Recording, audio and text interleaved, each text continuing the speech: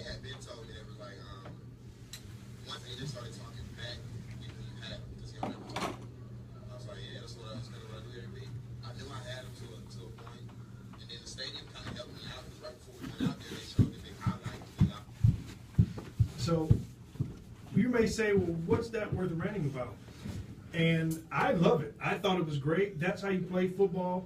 And I love the banter and the competitiveness. Well, there's a lot of backlash today about Jalen Ramsey and that he's a punk and that's not how you play the game and that's not what you do. And he's disrespecting A.J. Green. You know what? Listen, if that upsets you, that someone talks bad about you after they hold you, what did he say? He held that man. A.J. Green is perennially one of the top 5 receivers in this league. And Jalen Ramsey, a second-year player, held that man to 1 catch for 6 yards. And he got in his head so bad that he shoved A.J. Green. A.J. Green body slammed him, started punching him, and it looked like a street brawl. And obviously A.J. Green was fined this week $42,000 for the incident. But what bothers me is that this is a violent sport. This is a sport where you need to take every advantage.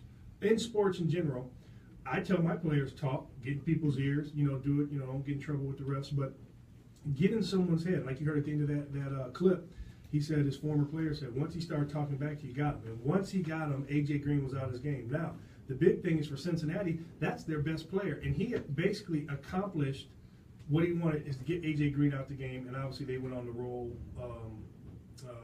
Cincinnati in that. So, listen, if you're out here, if you got your kids in sports, man, it's okay. I hate when a guy said, hey, bro, why are you talking so much, man? This isn't the Super Bowl, or why you talk too much, man? Why you talk so much? You know what I'm talking? Because I'm getting in your head, and you're losing focus on what you're supposed to be doing. Plus, it's just fun, and I like to make people laugh. So, and that's what happens out there. If you ever played a sport and you got some guys who can really talk, not only is the game fun, but it's quite entertaining with the banter that goes back and forth. So, for anybody out there, if that irritates you, you know what? You're just, I don't know what to tell you. I don't get a new group of friends or find something else to do. But other than that, man, I love it. This is what sports needs to get back to. Like if you look at the NBA, the one thing I can't stand about the NBA is everybody likes each other. Everybody hugs each other. Everybody wants to be everybody's buddy. And at least there's some guys still in the NFL, and even if you watch some of these hockey games, that just don't like each other, and they go at each other, and that's what it's about. And I have, we're not asking for crazy stuff and guys taking helmets off and swinging, but you need to have a little bit of toughness and a little bit of fun. So that is my rant today, which was brought to you by Beirut Palace. Hey sports fans, where can you find exotic and friendly surroundings, fine dining, and the taste of the Middle East and American cuisine? The Beirut Palace in its 4 locations serves food just like a homemade meal in your own home. Hummus, salads of your choice, kebabs, and their famous shawarma sandwiches that are great and fit into any budget. So make your dining out plans and go to one of the 4 Beirut locations, and when in Royal Oak, stop by the Beirut Palace at 205 South Main Street and ask for Mo. Tell them that you heard about the restaurant on the Rock and Turk Sports Show and get 10% off your meal. For more information, call them at 248-399-4600 or go to their website at www.beirutpalace.com. Do it today. What's up, fellas? Hey. How y'all doing on this? It's going to be a good show. You know why? Why? Because it's raining outside. It's been a while since it's rained outside. That's true. It has been a while. It's been a while. And Turk Army crawled in here. Hey man, it was not as easy as I thought it was going to be when I first got down, to be honest. And that was like 10 feet. But the Jalen Ramsey stuff, man, I love that. I love that rant. As a cornerback, like I tell the kids, when I'm out there coaching, hey man, you can't get all shook when somebody scores on you to get a big play because that's their job. That's what they're supposed to do, right? I'd say that you're gonna get beat. Nobody's out here locking down batting 1,000. Right. So if you don't have a competitive edge and you're not talking and you're not trying to mentally get in that wide receiver's head, then I don't know what to tell you. It's part of the game. It's part of the game. Part of the game. It's like crowd noise. It's like complaining that there's no more. I honestly think it's harder to play corner than it is to play. I mean, think about it. If a quarterback throws an interception and maybe he didn't run the right route, ball got tipped, something like that, a cornerback. Everybody knows when you expose. I've always said corner is outside of the quarterback just having to know everything. Cornerback is the only position in this game where you're by yourself. Yeah, it's an individual game. It's all. What I always tell every year, I tell them, hey, linebackers and defensive line make mistakes as first downs. You make a mistake, touchdowns. Just do what they say. We used to call it the LLOD, last line of defense. Last line of defense. What's up, Dom? What's been going on? You've been kind of quiet. No more comic book chasing? He's got the Akron Comic-Con shirt on. It's like a North Carolina blue. I'm trying to understand what's going on here. I didn't see the pictures, though. It's like every city in the world, right? It needs to be a song. It's everywhere. Everywhere I go. But I'm gonna tell you what, I see the same books. He can because he puts up some mighty fine pictures. If you guys don't know, I'm not gonna get into it because this is a PG, at least PG-13 show. But go up and check out some messbucket.com. Messbucketcomics.com. And check it out on all the social media. You will not be disappointed in some of these pictures that are put up. It's definitely amazing the attention to detail that some people put into those costumes. Oh yeah. I mean, really. I mean, like. And I'm thankful that they do. You're so thankful. I do what I can. I try. Yes. Well, Dom, for the fine listeners today, because we're going to be talking about a couple things, and especially about your boys Lions over here. That's probably going to get some people fired up to call in. So how can they get a hold of us today? Yep, take your fat little fingers out of the Cheetos bag and call 248-721-8570 or get on Twitter and get at them at Rockin' Turk Sports with a Z. All right, before we get started, just want to let you know, as always, our show is brought to you and sponsored by Blaze Contracting. The Turk Sports Show was brought to you in part by Blaze Contracting Incorporated. Blaze is a heavy civil site contractor that self-performs mass and surgical excavation, aggregate installations, land balance and grading, storm sewer, sanitary sewer, and water main installations throughout Michigan, Ohio, and Nevada. Blaze has successfully completed many high-profile projects and is a preferred vendor for many established major corporations and developers doing business in Detroit and across America. Currently, Blaze has several major projects going on in Metro Detroit, including the new Little Caesars headquarters building, the Detroit Brush Park development, the Flexing Gate Auto Supply plant, and the new Little Caesars Red Wings Arena. Hey, sports fans, if you're out there listening and you are involved in the development, construction process of upgrading or improving exterior property or infrastructure, you need to give Blaze a call. They can provide valuable assistance from the beginning stages all the way through the budgeting, design, and of course, the construction process phases of your project. You will experience the administrative ease provided by Blaze that will ensure that your project will be completed on time and within budget. Allow Blaze to light the fire for you that paves your road to success. So we can hear that. Give them a call today. Call 313-361-1000 or visit their website at www.blazecontracting.com.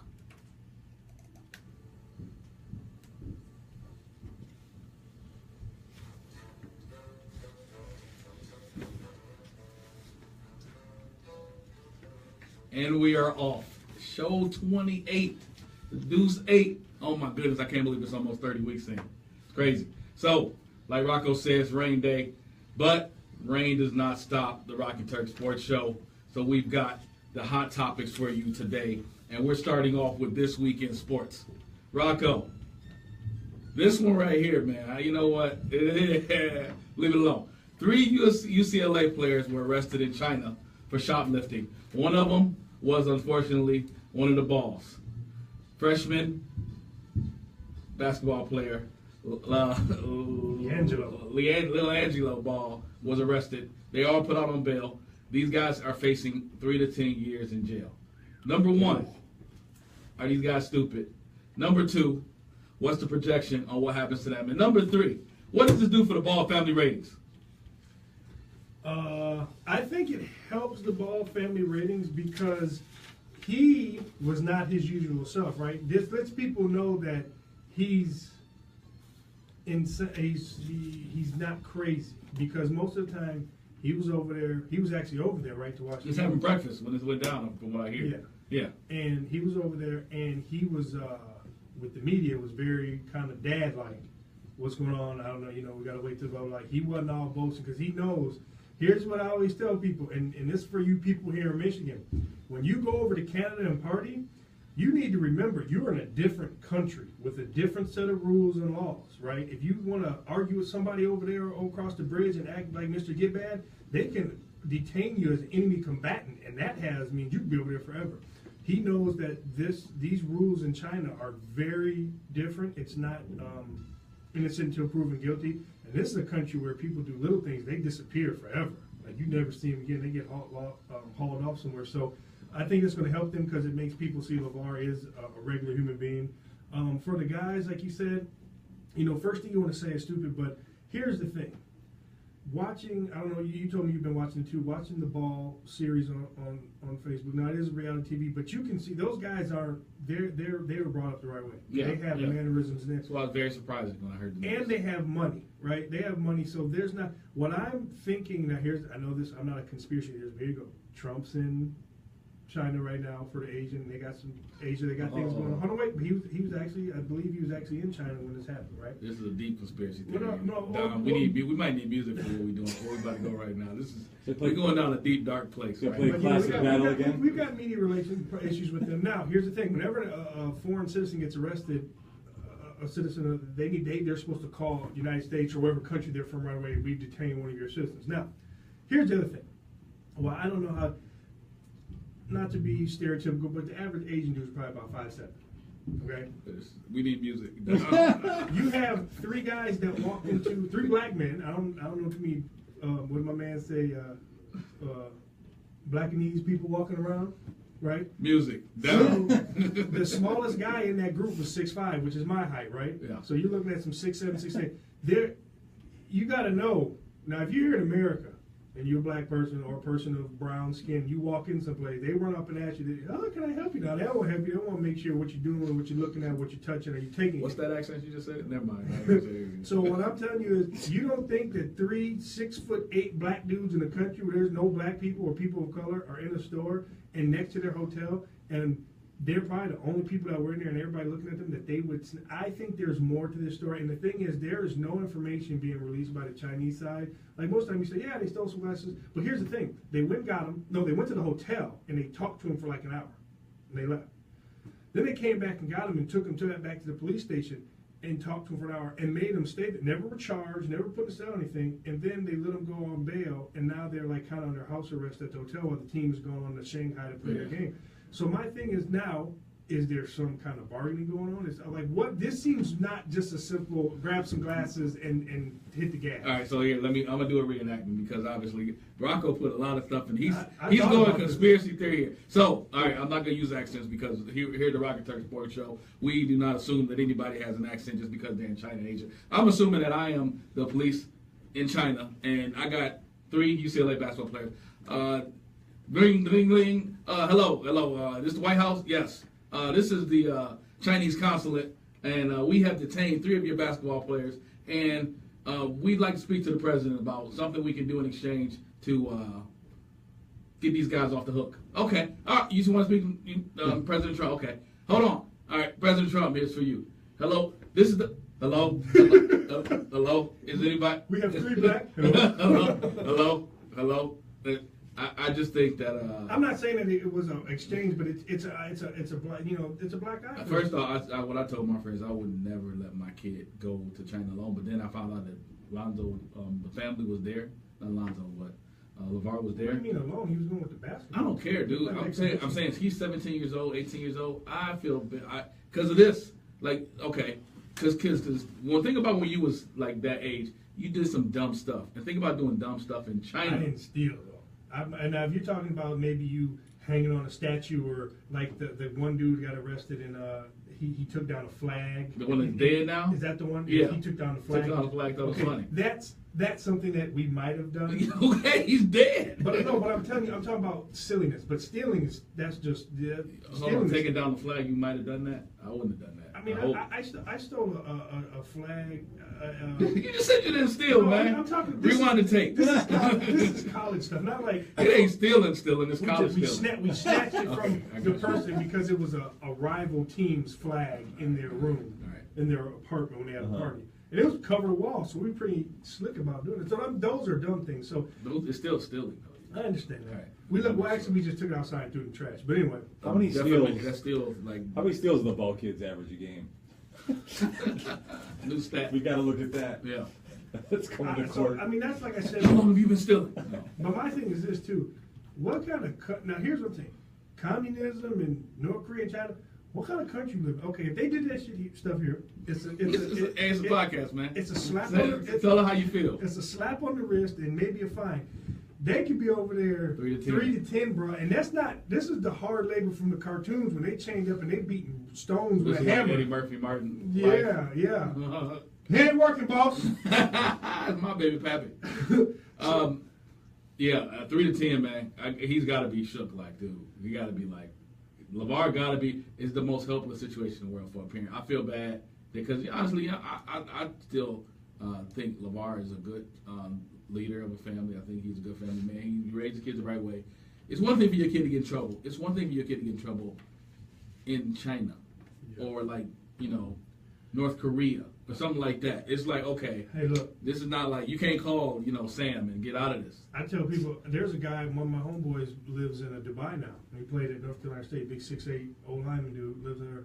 He just sent me a story. It was a guy who was over there vacation, a young cat, 20-some years old, and he bumped into some dude and spilled a drink, and so he got a napkin. He was wiping him off, telling him he's sorry, and kind of touched him or whatever. And for the act of trying to be polite of you screwed up and I'm trying to sorry about this.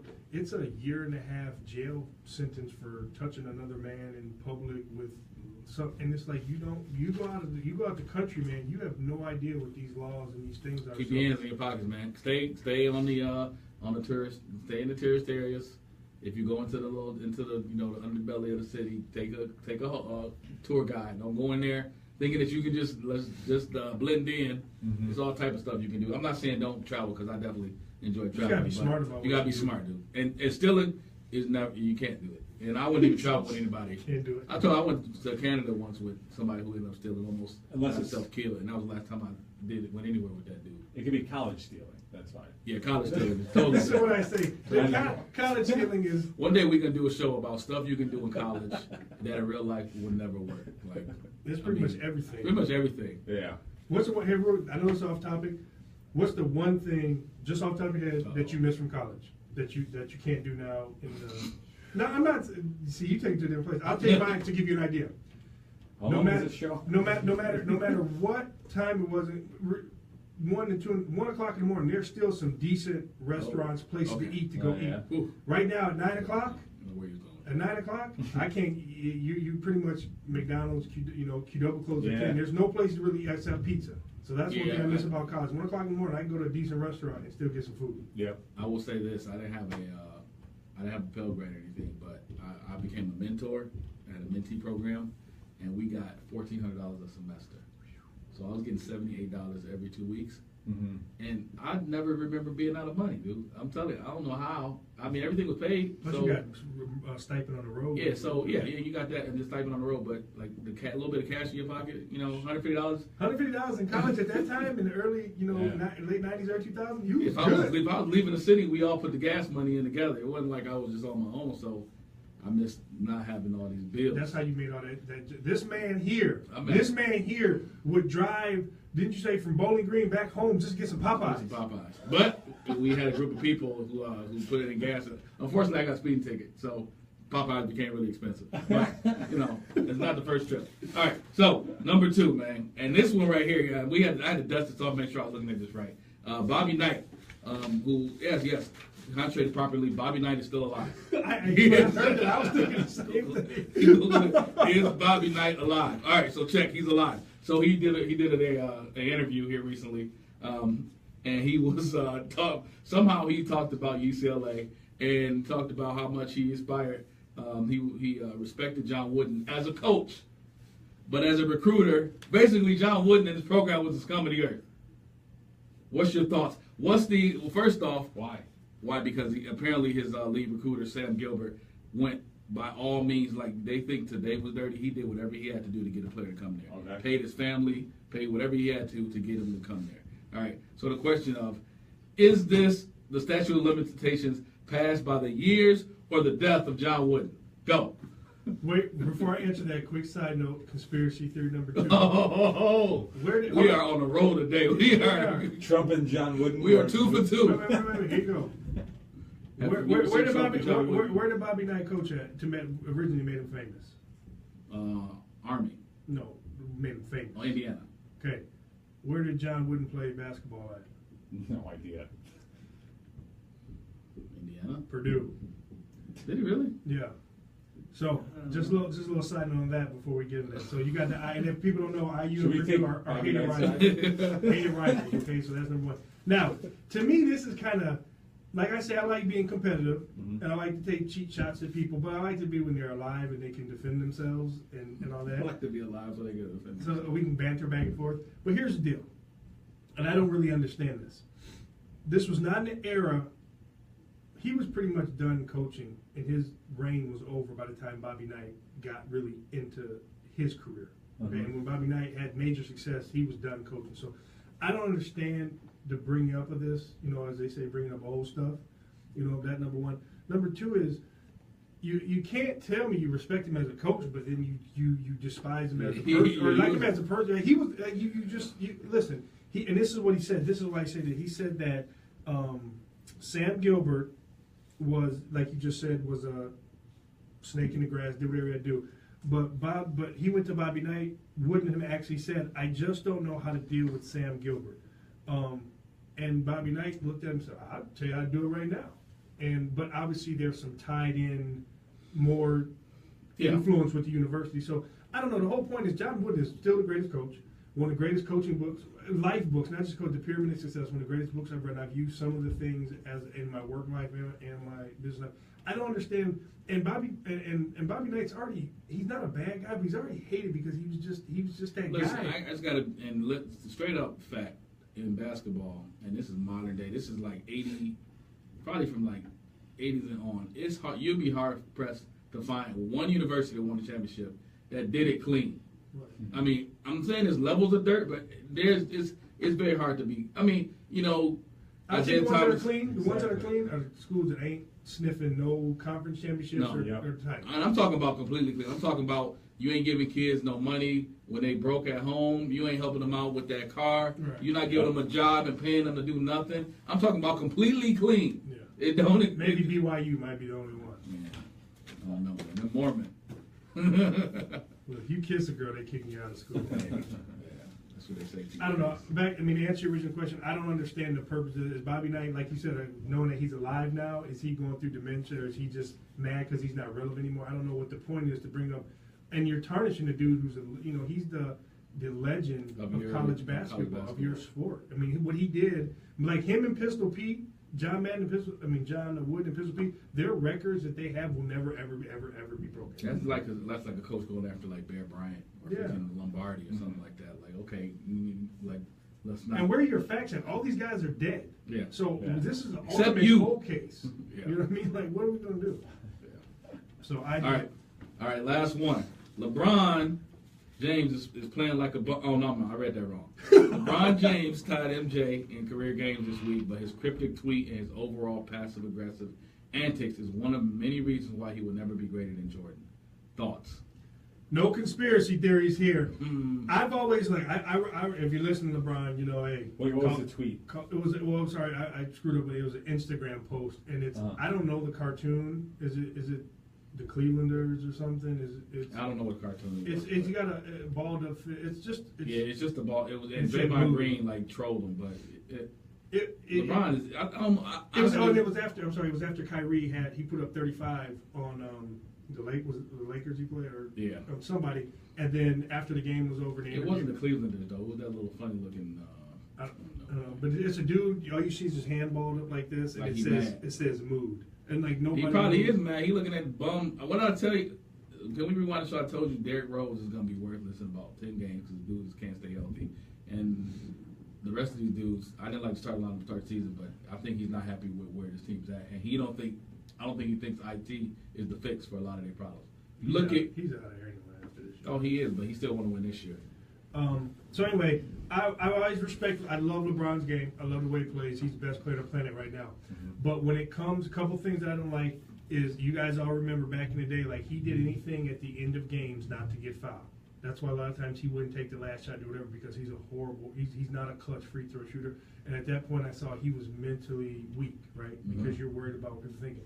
He's very passive aggressive on a lot of stuff.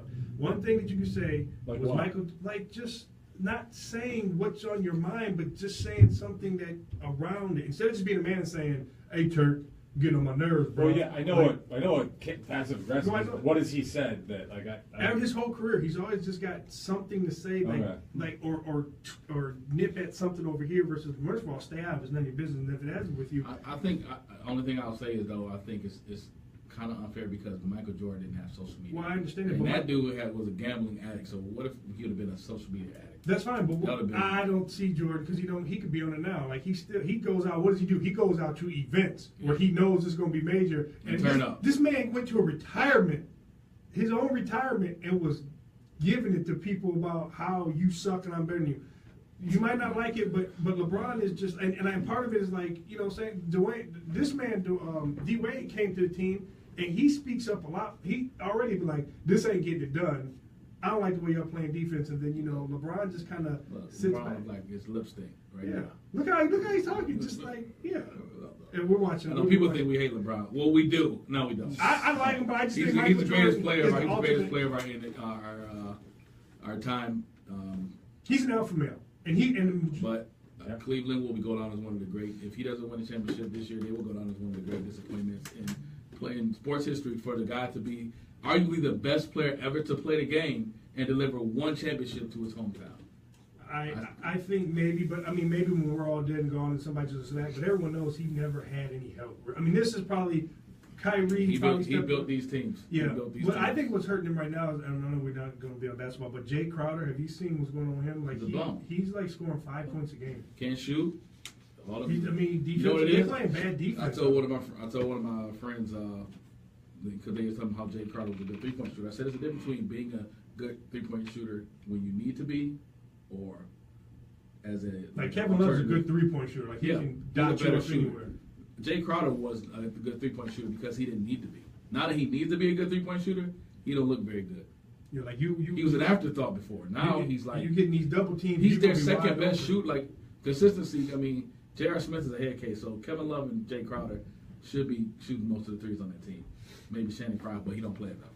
All right, so what you didn't answer that. So what are your thoughts? What do you think? LeBron? I mean, like, is Jordan? I mean, I know you've always said you thought Jordan's better, but like, does this change your mind even more? No, it just confirms what I always said about LeBron. I think he's a great player, but I don't think he nearly had the edge. I think Jordan would. Is this real Turk Jordan talking, or would just hate Cleveland Turk talking? They're the same person. No, Jordan would bite his leg off to get out of the chain if that's what it took. Right. I don't think LeBron's got that edge to him. I think he's a very good player, but he's just not on Jordan's level. And I mean, social media. When you we grew up watching Michael Jordan. I always feel like whoever you grew up watching, you always have hold closer to you. Like, because I'm always going to say Michael Jordan. I hated Michael Jordan. I hated him because I was a Pistons fan. But you still, but I respected him as the best player ever. Right. So, I mean, I was surprised to see how close the stats were between the two guys. Wait, but here's one thing though. Here's one thing. You got to remember this. First of all, they said Jordan tied, but LeBron has played more playoff games. He just more games. But you got to remember, in between, you got to remember that time Jordan was out a couple years. 2 years, yeah. And he also went to college for 3 years. So you're looking at 5 years where LeBron's got 5 more years of NBA stats on his side. So he's the same amount of games, though, right? Isn't it the same amount of games? Yeah, but he's played more in his prime. He's played more NBA. Yes, exactly. Like Jordan was playing. Like remember when he came back from Wizards, he was like you could look at the body and be like that's about to retire Jordan. What was that, one season? Yeah, but I mean near the end, still put up 20 a game. He did. Yeah, slow 20, slow 20. Back down, shoot on 20. But yeah, all right. That's all I got. Bron's a chump. Cleveland Cavaliers, we're going to talk about them later. Are they in trouble? Because right now they're 13th in the East, and my Pistons are number 2. But that's for a different show. Hey, Brian, if you're listening, I don't think you're chump. I just think you tighten up a little bit. So chump. All right.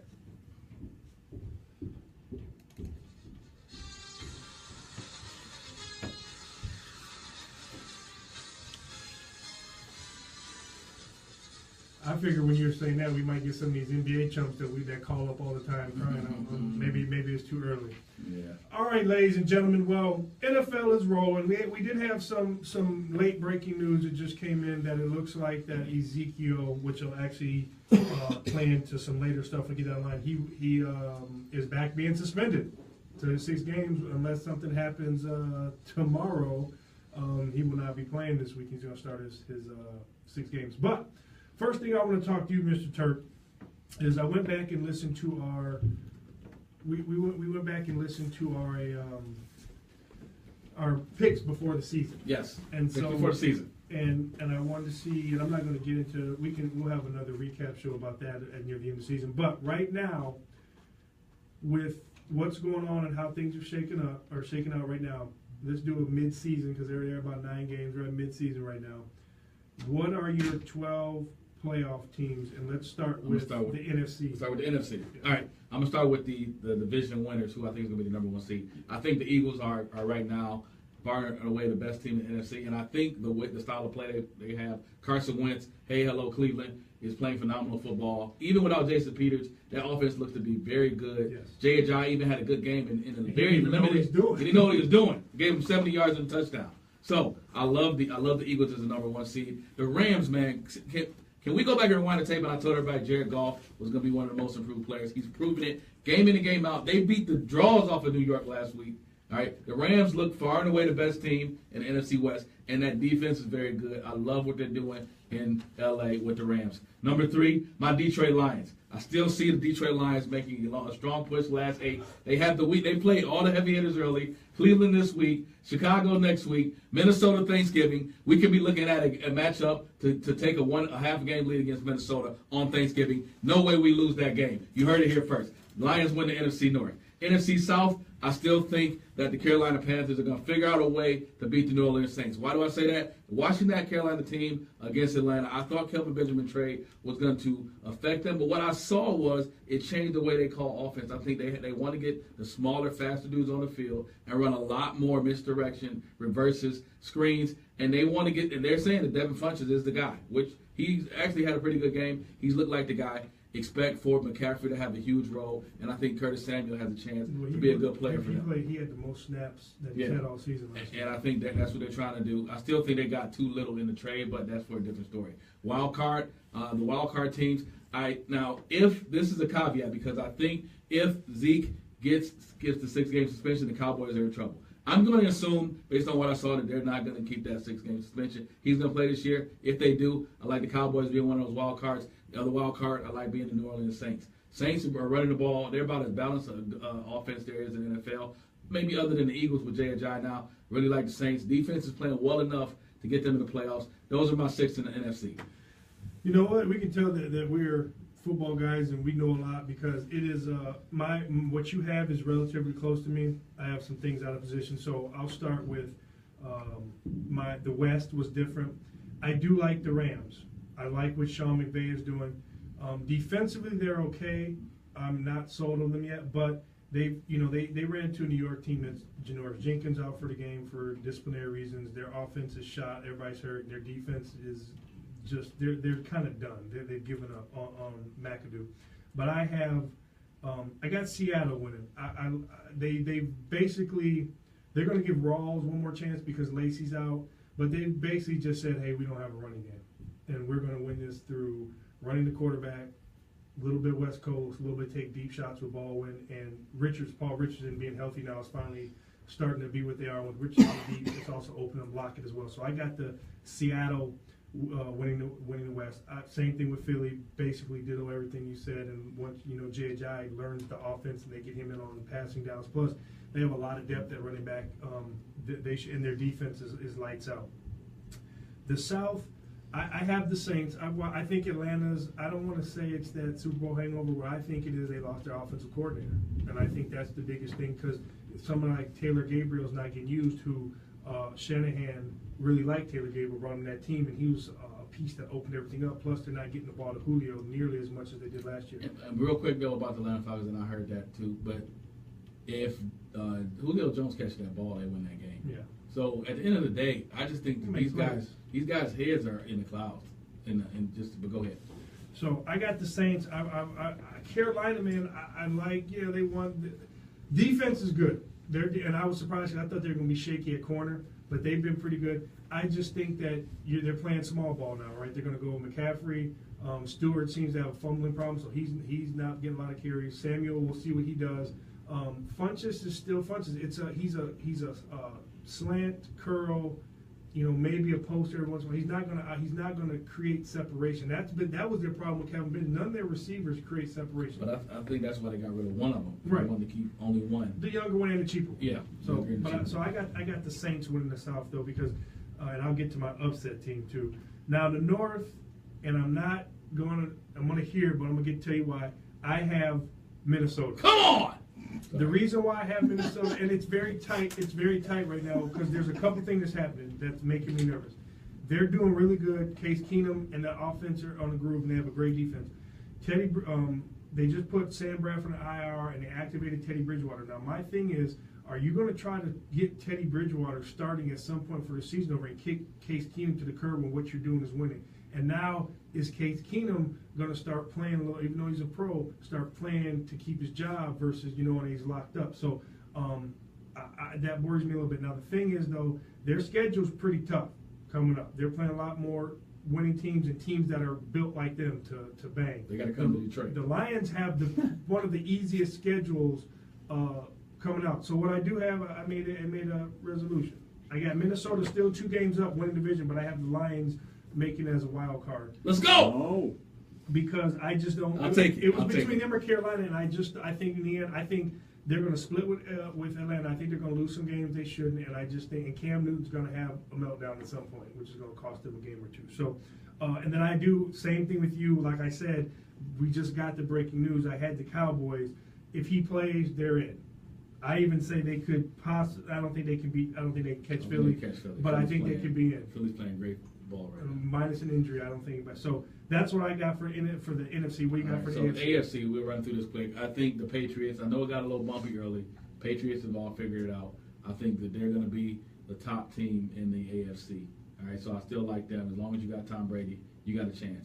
The Chiefs, I think the Chiefs have lost some tough games, but they're still a top 2 team in the AFC. So I really like them. I think the Chiefs, Pats, win those 2 top seeds in the AFC. Steelers are going to win the AFC North. I don't even think there's any competition for them in there. And as far as the AFC East or the AFC South, this one right here is a toss-up. I'm going to be honest. I mean, I had to scratch my head between the Titans and the Jags because the fan of me wants to see the Jags do it. But the coach of me says that the Titans are better equipped down the stretch to get this done when healthy. All right? Especially in bad weather. Yeah. So what that comes down to is I'm going to look at the quarterback play. These last games of the season, see who's got the better quarterback. Mariota's a better quarterback than Bortles. Advantage, Tennessee. I think Tennessee gets it done down the stretch. But I will say this, that the Jaguars are right on the doorstep of making that wild card. In fact, I think that the Jaguars are going to be one of the 2 wild card teams, and along with the Bills. This is going to be a very weird year in the AFC. I think the Bills are coming out of nowhere, and the Jags are coming out of nowhere. Those are the 2 teams that I think are most likely to make that wild card leap. What that does is that makes a very disappointing season for the Raiders because at this point, I don't see them even making the playoffs. They've had some very disappointing losses, and a lot of people picked them to win the Super Bowl early. Right now, Amari Cooper can't hold on to the ball. David Carr has been very inconsistent. Offensive line is not blocking like they were last year. They're not able to run the ball. Marshawn Lynch has been hit or miss. He's had a couple good games, but he's had a couple games where, he was non-existent. Defense has not really been able to generate a pass rush and be dominant rushing the passer and that pass efficiency like they were last year, making big plays. Raiders don't make it. Those are my top 6. So me and you, actually, this one we have all the same teams, just in a different swaps and things. But I got the Steelers winning the North.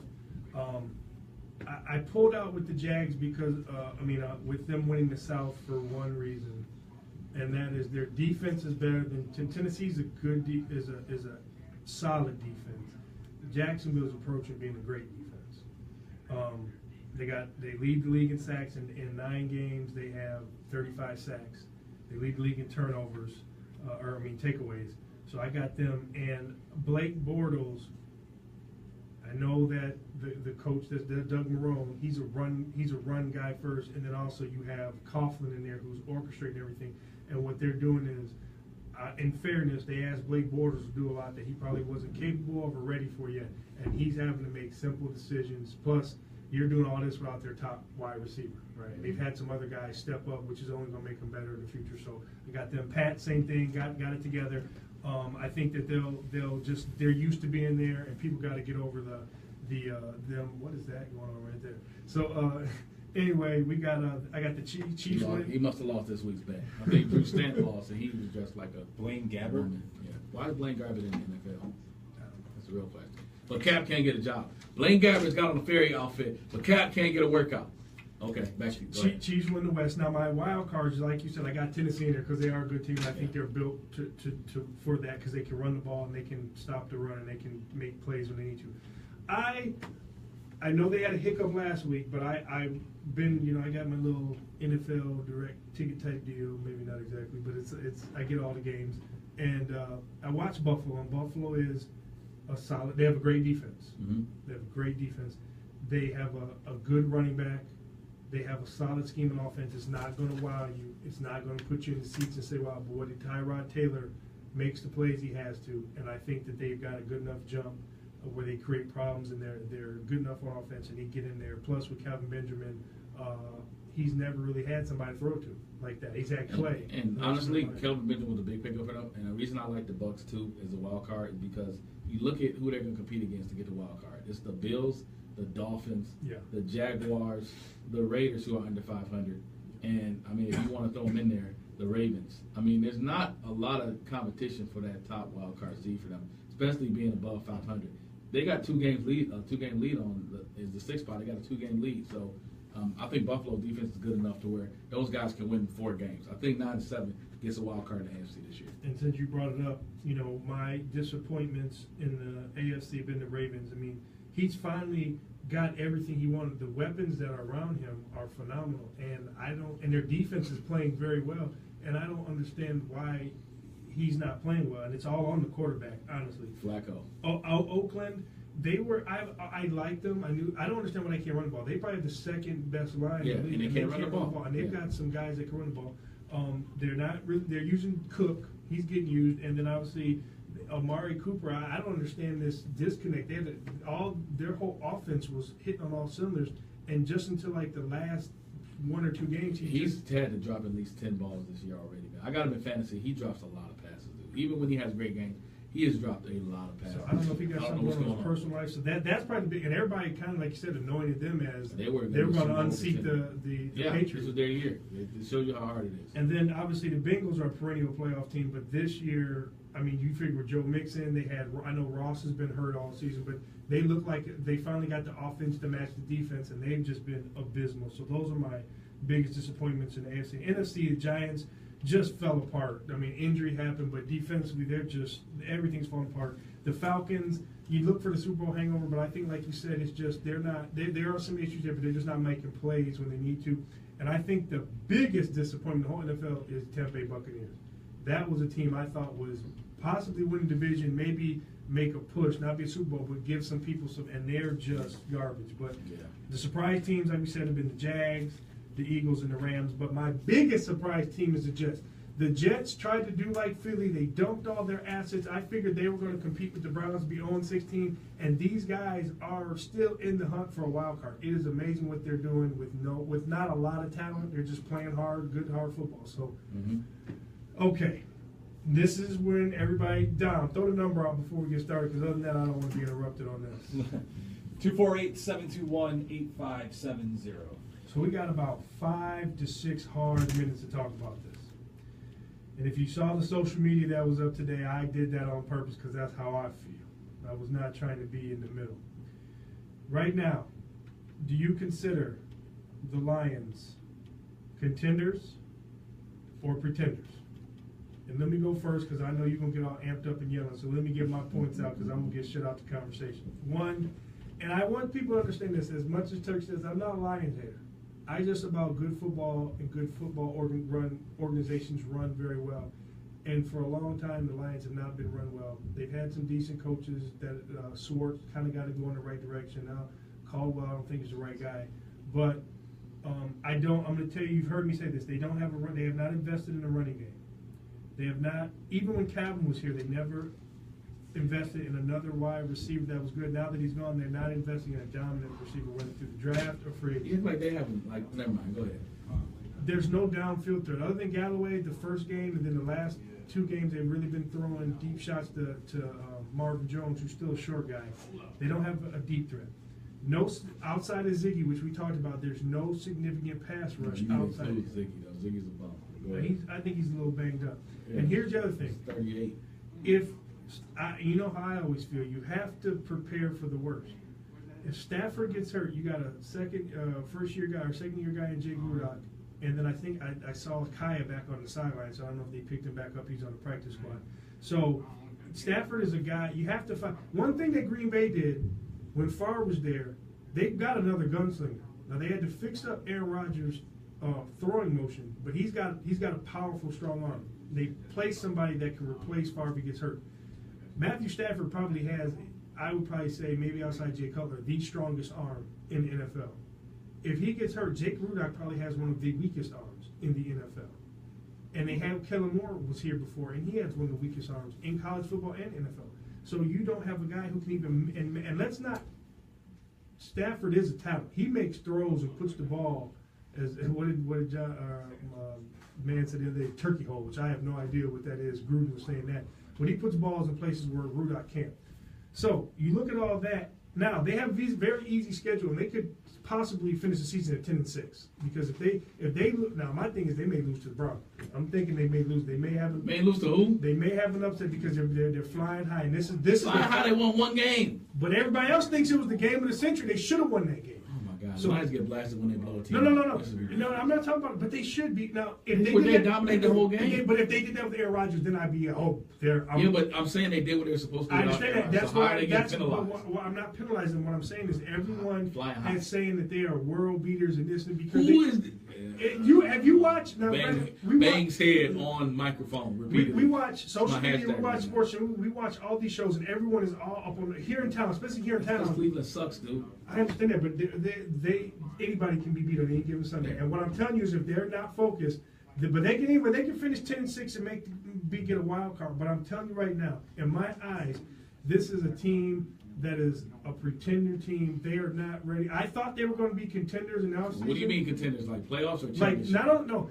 Forget if that needs to be. Yeah, Cleveland's but trying to make the playoffs. I never thought they were a Super Bowl contender. But we're at that point. We're not at that point. We just got a new GM last year. We're at that point to where we have to stop. We're not a train wreck like Cleveland or like some of these teams that have no assets, no talent. We have enough to build upon and at least make a push, win the division, maybe win a first round playoff game. We're just happy now with make the playoffs and then. No, that's not true. I disagree. I said before the season, I said the Lions have a way of going to playoffs and then having a 6-10 season. I said I needed to see growth from a team last year. I think Quinn has increased the talent on the team. I'm not attacking him right now. I'm just saying the team has the linebacker talent is definitely better. The secondary is definitely No better. complaints about the defense. Terrell Austin's The doing a offensive, fantastic the job. defensive line is a work in progress. They need a lot of help, and we knew that going in. They couldn't fix everything. Defensive line is going to be obviously addressed. The offensive line, well, the money was spent. Why they're this bad, I don't know. And I think the line is worse than the running backs are. I think the Lions play worse than Decker. Injury was huge. We'll see what happens when I we think get back. TJ Lang was going to go for a reason. I know it was money, but I think we're He's starting to the see- number 2 rated guard in I the understand, league. but he's breaking down. He's got another concussion's a concussion, but he's got some knickknacks that are really. I don't think it's solid. TJ. I think it's the Swanson and the Glasgow show actually, and then the left tackle Right. inability to run the ball and all left. You get no push. Now Decker comes back. Let's see because I think Decker is a Pro Bowl caliber tackle. So here's my Let's see if he makes the difference. So here's my question about organization and why I'm including everybody, not just the players on the field, the coaches, and the front office. Here's some people that were available before the season started in the offseason. Garrett Blunt. Mm-hmm. Get us first downs.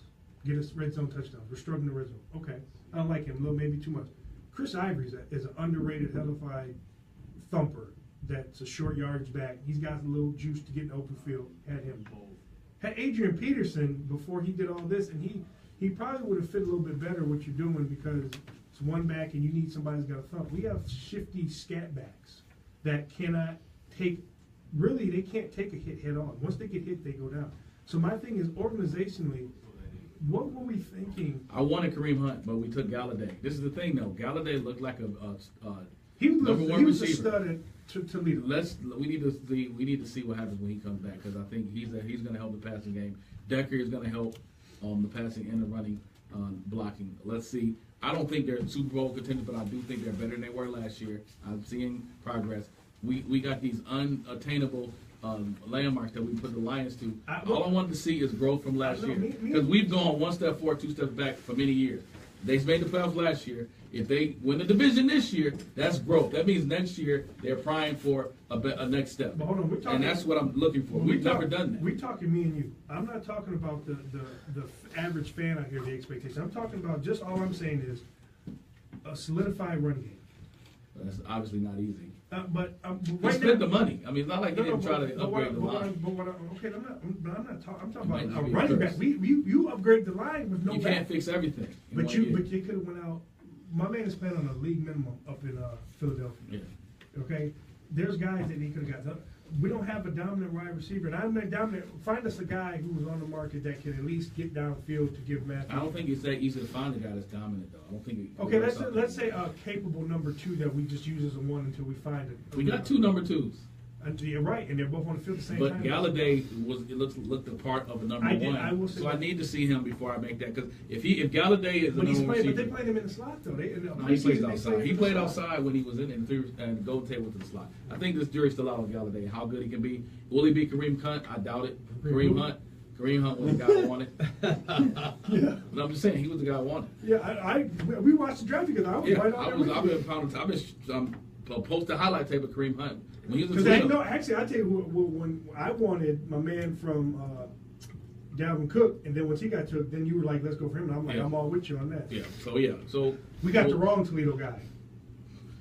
I don't think he's that bad. I like Mike Roberts. We're gonna have to like him because Ebron's gonna be gone. All right, man. Enough of my lines, man. Y'all hating. All right, we gonna pop these bum Browns. We're gonna pop the bum Bengals later in the year. We're gonna pop all Ohio. All right, Pittsburgh might have got out the way. The whole Midwest is gonna be ours. We're gonna be kings of the Midwest, especially that bum state of Ohio. But enough of that.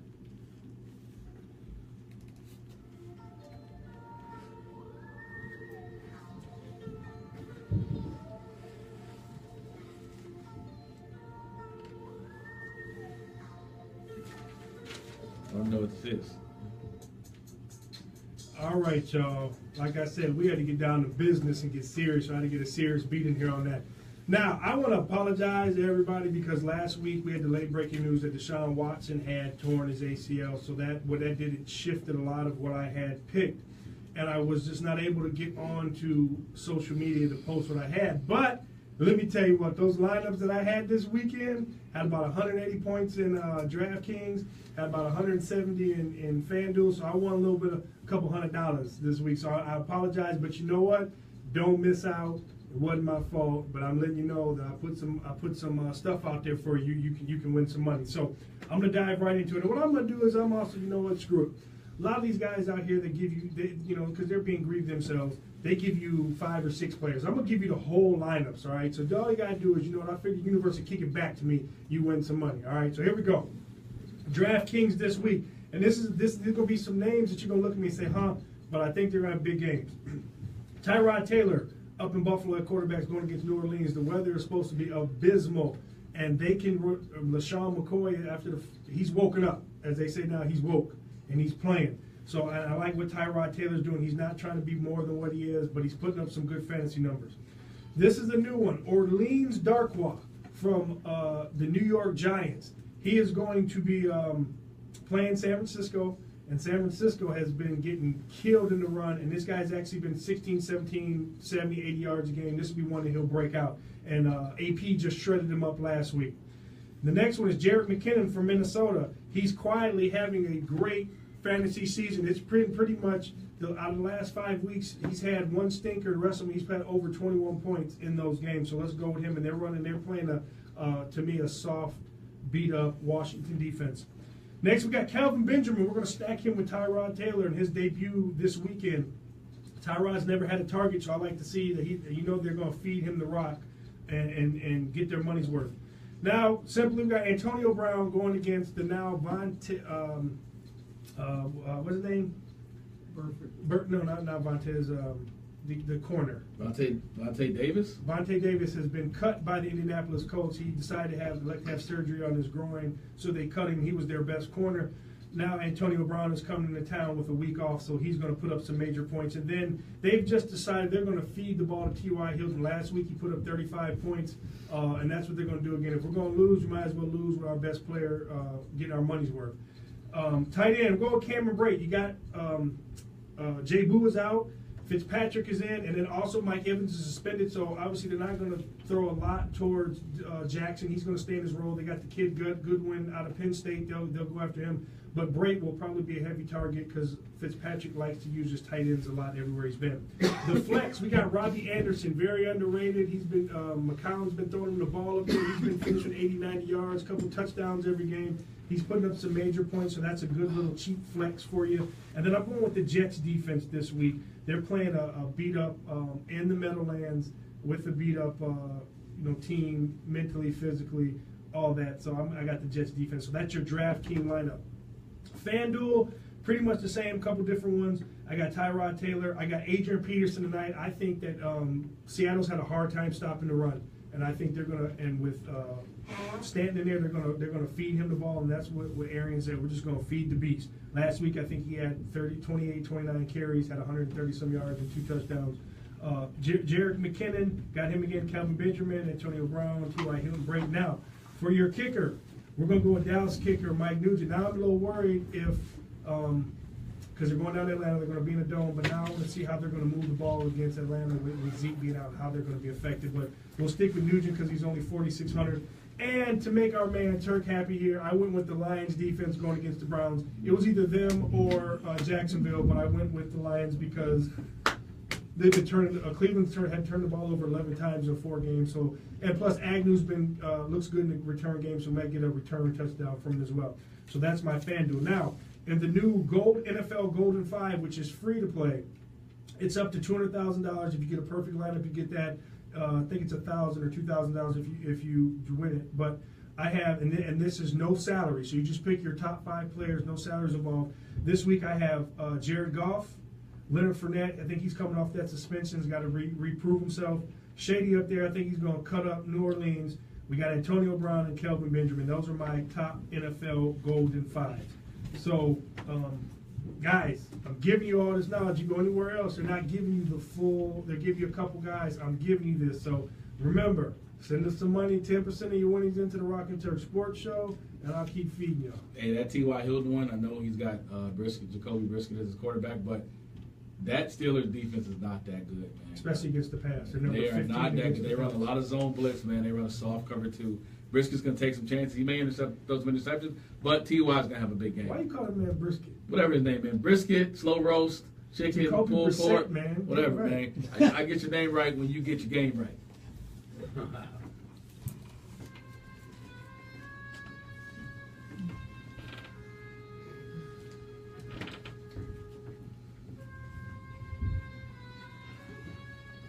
Oh, shoot.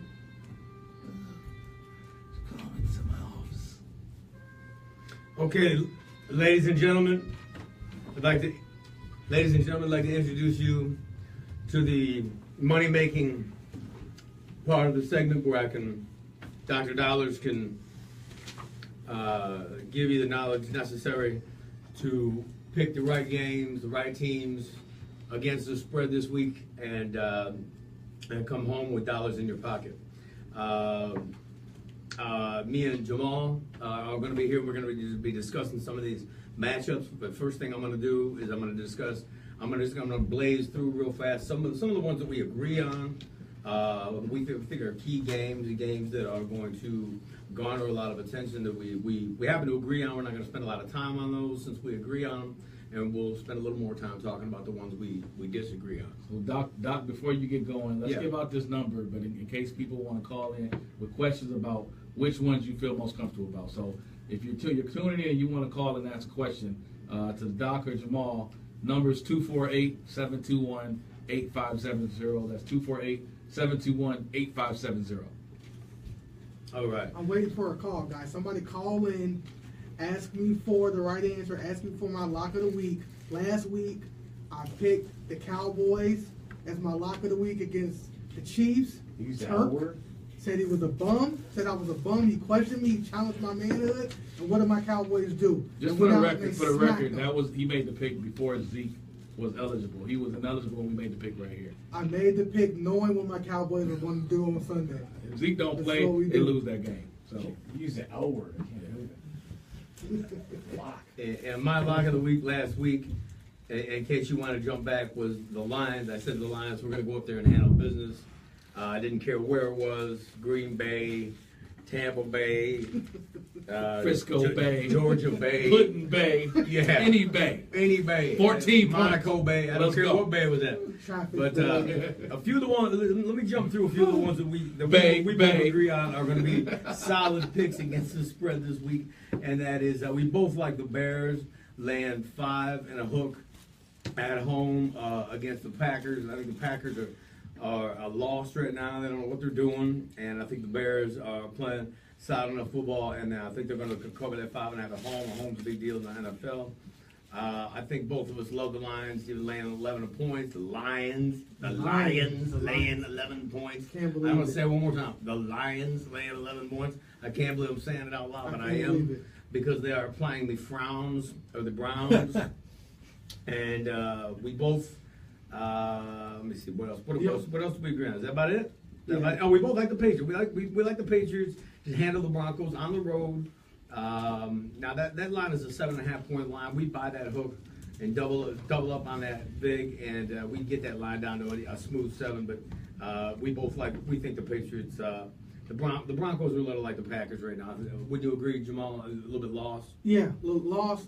Brock Osweiler clearly is not the answer, as we saw last week again. I mean, it was horrific what happened in Philly. And the Broncos, Mile High Stadium, now Invesco Field, whatever it's called, has been a house of horrors for Tom Brady. But because of that, coming off a bye week, I think you see the Patriots play their best game in a long time, and I think they win handily up in Denver. Yeah, I can see that. I can see that getting away from him as well. I can see it. I can see it if you landed on the number. You never know with the NFL; it gets a little weird like that sometimes. But I can definitely see it. I can see him running away 24/7, something whatever. What about the Panthers in the Fins? I take the Panthers at home, laying 10 points. I think the Dolphins are capable of getting blown out at any point. I think that the Panthers are playing. They're on a roll right now. They're playing good football. I can't stand Cam Newton, but they're playing good football. What do you think? You're thinking the opposite. I am thinking the opposite. Look, the Panthers played better against Atlanta, but if you look at that game and you watch that game, Cam Newton led the team with 86 yards. Christian McCaffrey, by the way, clearly can't run through between the tackles. He's clearly not going to be that guy who's going to hurt you, getting 20 to 25 carries a game. He has to be used in a gimmick type of scheme. Curtis Samuel, Russell Shepard, they have a bunch of small guys who they like to play out in space. And the Dolphins aren't a great team. I don't love Jay Cutler, but I do like the fact that they do have Devontae Peters. I like that they have the receiver from LSU, Jarvis Landry. And I do like Sue in that defensive line to be able to take it to Cam. Sue might get kicked out the game because he might literally super slam Cam Newton. That's definitely possible. But 9 is a big number for the Panthers to lay, and I don't think their offense is that great. I'm going to take the 9 with the Dolphins on the road. Yeah, if you could take 2 quarterbacks in one game that I wouldn't mind seeing just fall right in an open manhole cover while walking down the street, it would be that game right there. Cam and Jay. I can't stand either one of them, but I like to smack both of them right across the face. Cam's the biggest diva in the league, man. But yeah, I can't. Everything that comes out of his mouth makes me. I just hate. He needs to stop. Jaguar. We got the Jags hosting the Chargers. I have no belief in the Chargers at all. The Jags have been surprising me week after week after week. They're laying 3.5. I love the Jags at home. What are your thoughts on the Chargers? You know what? Look, I'm taking the Chargers plus the 3.5. Anytime that you can rush the passer, I think you got a shot. And I'm definitely going to trust Phillip Rivers, Melvin Gordon. The Jaguar defense has been really good, but they haven't been as great against the run. Melvin Gordon is one of the top young backs in the league. And Joey Bosa, Melvin Ingram, that defense travels. So if you give me the chance to take points and get the better quarterback with the better pass rush, I'm going to take that most times, and that's what I'm doing in this game. I'm going to take the Jaguars. Traveling from the west all the way to the early, east, though. Early pickups. Germany's not in a friendly direction. That is true. But look, Phillip Rivers being in the league for as long as he has since 2004, I believe he's done this trip a million times. He knows how to handle it. I don't think those guys will be rattled by that. And quite frankly, you still have Blaine Gabbert, or not even Blaine Gabbert, but Blake Bortles as the quarterback. So Leonard Fournette is back. Leonard Fournette is back, but you still are telling me that I got to take, Bortles over Phillip Rivers, and I don't think they'll be able to do it. But I know Phillip Rivers has more kids. he wins. I know that. He definitely has more kids. He definitely has more kids. Okay, Bills. We got Bills. We got Bills hosting the Saints. The Saints are playing excellent football. I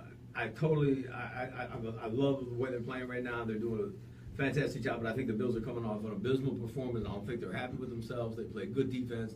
They're going to be playing in bad weather. They're going to play at home. They're going to be playing a little bit of a chip on their shoulder about last week. They're getting 3 points. I'm going to take the Bills getting the 3. Nope. You know what? I disagree. Of all quarterbacks, that's been the top generation of quarterbacks. When you have Peyton Manning, you have Drew Brees, you have Tom Brady. My favorite has been Drew Brees, and finally Drew Brees is coupled with a defense that allows him to not have to be Superman to win a game. Combine it with the fact that they got Alvin Kamara, who's straight out the backfield, running the ball, catching the ball, and Melvin Ingram. Ingram is a running back. They can finally have the 1-2 punch that they had, and they did so successfully, and they're running the Super Bowl. Their defense is great. Marshawn Lattimore is the rookie of the year so far, a defensive rookie of the year, I should say, in the NFL.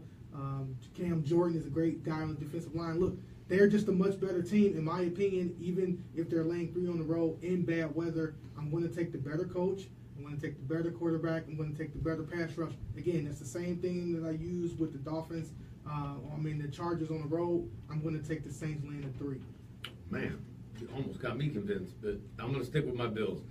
There really isn't anything else for us to really haggle about in the NFL. There are a few that we'd love to haggle about in the NCAA, though. So, when we get to that, we'll spend a few more minutes with that. So we keep the Gambling Godfathers on here. We'll bring them back on when we get to this college. But for me and Turk, I left this out because I wanted them to get their info out first. But I went 2-3 last week. Didn't have a great week, so I got the games or week 10 picks. Turk, we got Seattle and Arizona tonight. Who you got? I actually got Arizona at home tonight. I think this is a must-win for Arizona, and I think they actually pull it out. Crowds behind them. Big game. I got Seattle because I've seen Drew Stanton since he played here. He can't get it done, bro. He can't get it done. Good talk. Good talk. Saints at Buffalo. Who you got? Saints at Buffalo. Torrential weather, running game. This one's a toss-up. I like Buffalo at home because I think the team's going to make the playoffs, so they need to win this game. I like Buffalo at home as well. I think that Kamara's taken over the role of, and I think Ingram, we're going to see how he responds. But like you said, bad weather, they're built for bad weather games, and they got their butts kicked by a Jets team that they're not happy about. So I got Drew Brees getting a mouthful of helmet, and Buffalo going on with that. All right, it was a big game. It may still be, but we got Dallas and Atlanta. Well, unlike last week, we actually found out that Zeke won't be playing this week before we did the picks. With that information, Atlanta wins by 10. I got Dallas, but I'll see what happens. I still got Dallas because I think they got something going on in there that I don't know what it is. It's a bunch of factors. All right, we got New England at Denver. New England, easy.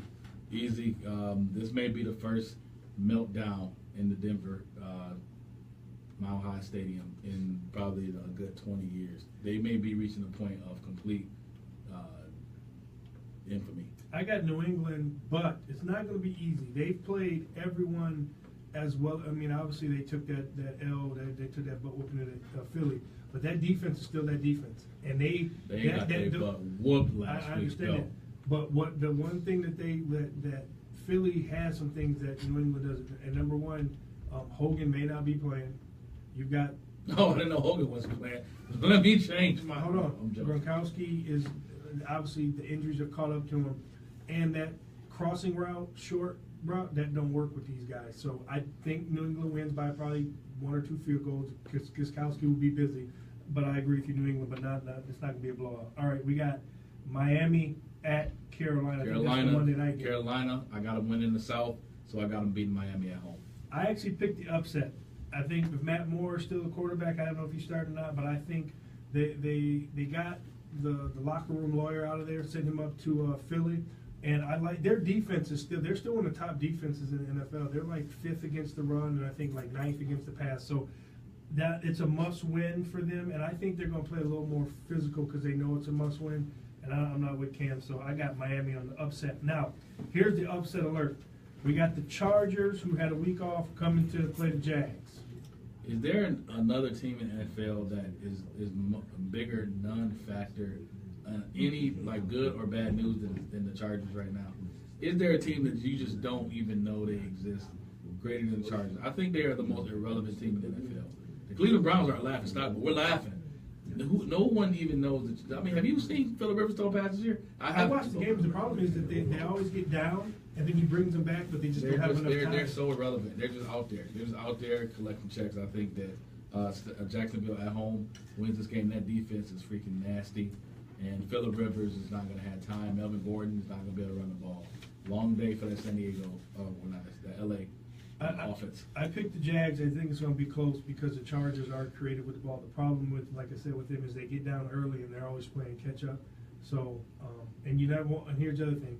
Blake Bortles is still on the other side. They're making sure he doesn't make a lot of mistakes, but if he tries to get too fancy, that's it. So that's our NFL for the week.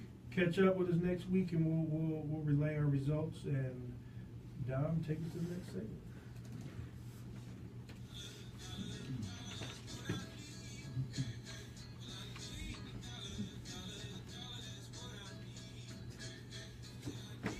Welcome to yours and my favorite segment of the show. If you tuned in the last couple of weeks, you knew we talked about the Cleveland Browns and how abysmal of an organization they were. And time they proved to be bums of the week. So they were a 2-time champion. This week, we're going to a place we've never gone before. We're going to a leader who has never been known to be a bum, but he attained bum status this past week. One of the great leaders to come out of college football, national championship winner, a guy who teams lined up to sign, said, hey, this guy's going to be the best leader you ever had in your organization. And this guy's known for giving some of the most spirited pregame speeches you will ever hear. But this week, he left his team at a loss of words. I'm talking other than your own Jameis Winston, the famous Jameis Winston. First off, Winston went into the pregame speech. He said, hey, I may have a hurt shoulder, but my team needs me this week. So I'm going to give the best speech I could possibly give. So he said, hey, guys, watch me. Here's a W. I'm biting my fingers. Here's a W. And the whole team looked in awe of what he was doing. They said, what the hell is this? It's the worst thing we ever seen. Hey, you can say, hey, a guy messes up, so big deal. We got a game to play. Well, not only does he give a horrible speech, Mr. Jameis Winston goes out and lays the egg in the first half. Lays a complete egg. Halftime, the team takes him out of the game because obviously he's not ready to play. They put Fitzpatrick in. Game on. Let's see what we can do. While Mr. Winston's on the bench, he's already suffered from a horrible pregame speech of a team that Deshaun Jackson is still trying to figure out what the hell this man was talking about. Game is out of hand. Jameis, Mr. Famous Jameis, decides to taunt none other than the best defensive back on the New Orleans Saints. And as a result, Mike Evans comes in and blindsides Mr. Lattimore, leading to a 1-game suspension and a $12,000 fine for Mr. Winston. So, as a culmination of things that happened against the New Orleans Saints, a man that came out and gave the most uncomfortable pregame speech I've ever seen in my life. A man that went out and led his team to a 23-3 losing halftime score, and a man that instigated a fight that got one of his teammates suspended, and a $12,000 fine in the game. Mr. Winston, Mr. Leader, Mr. Grab Crab Legs, Mr. Winston has reached bum of the week status. So, Mr. Winston, you got a bad shoulder this week. I understand it. I get it. You got Mr. Fitzpatrick playing. You're not even going to be in the game this week. So, you may be in Tampa Bay. You may see a fan. So, I'm telling you guys, if you're in South Florida this week, you see Mr. Winston coming down the street, you say, hey, where you going? You need $1? Because I know you like crab legs, and I know you want to eat a W, so you're obviously hungry. Say, hey, here's $1. What I want you to do is don't grab it with the right hand because we know that shoulder is what got you that 23-3 L in the first half. Don't grab it with the right finger because we know that finger is what got Lattimore pointed at and got you a $12,000 fine and got Mike Evans kicked out of the game. What you do, you take this left hand, you grab that dollar, you put it in your pocket, you say, hey, Mr. Winston, there's a smart cab coming down the street. You grab that cab, you take your butt home because you don't play this week, and you're obviously a bum. You're bum of the week status, Mr. Winston. Welcome to the club. I like it. I like it. Anybody see that? Yeah. I wish we could do the video or the audio, but if you haven't seen it, it's worth the price of admission. What you need to do is you need to freeze frame it and zoom in on the guys watching the speech. Not just Jameis. The guys watching the speech they are looking like, what is going on right now? It is very uncomfortable. He said you gotta eat the W. He said, hey fellas, look at me. And he said, oh, that's a W. We eating W's. That's a W. That's a W. And these guys are looking like, what just happened? Hey, I'm gonna tell you what though, he's been borderline on that because since college, if you've heard some of the stuff, like you like, well, okay, where is this going? Well, I agree. He said some borderline stuff, but he never said borderline stuff. Got blew out, and then got his players suspended in the second half. He hit the trifecta this week. So yeah, he's got to be bummed the week. So hey, you know what? You know who's happy about that? Who? Cleveland Browns. Cleveland Browns. They are off the sky. Because did you see what came out in the news after you made the bump? Did you see what happened this week? Which part? They're accusing Sashi Brown of intentionally sabotaging people inside the organization. So they just got a whole message. I got to tell you, man, the Cleveland Browns what they are giving us in Cleveland is different than anything you've ever seen out of a professional organization. This is really bad, extremely bad. And I don't know how they're gonna get out of this hole. I mean, they are reaching a point of no return. I mean it. That team is gonna be out of Cleveland soon. To miss 2 franchise quarterbacks and then do this. I mean, Jabril Peppers, all these guys that they drafted instead of quarterbacks are no good. That's the other thing. They're no good. None of them. So, all right, enough of that Cleveland. James Winston, you're the bum. And I will see you in Tampa December 10th because I will be at the Lions at Tampa game. And I will deliver his reward.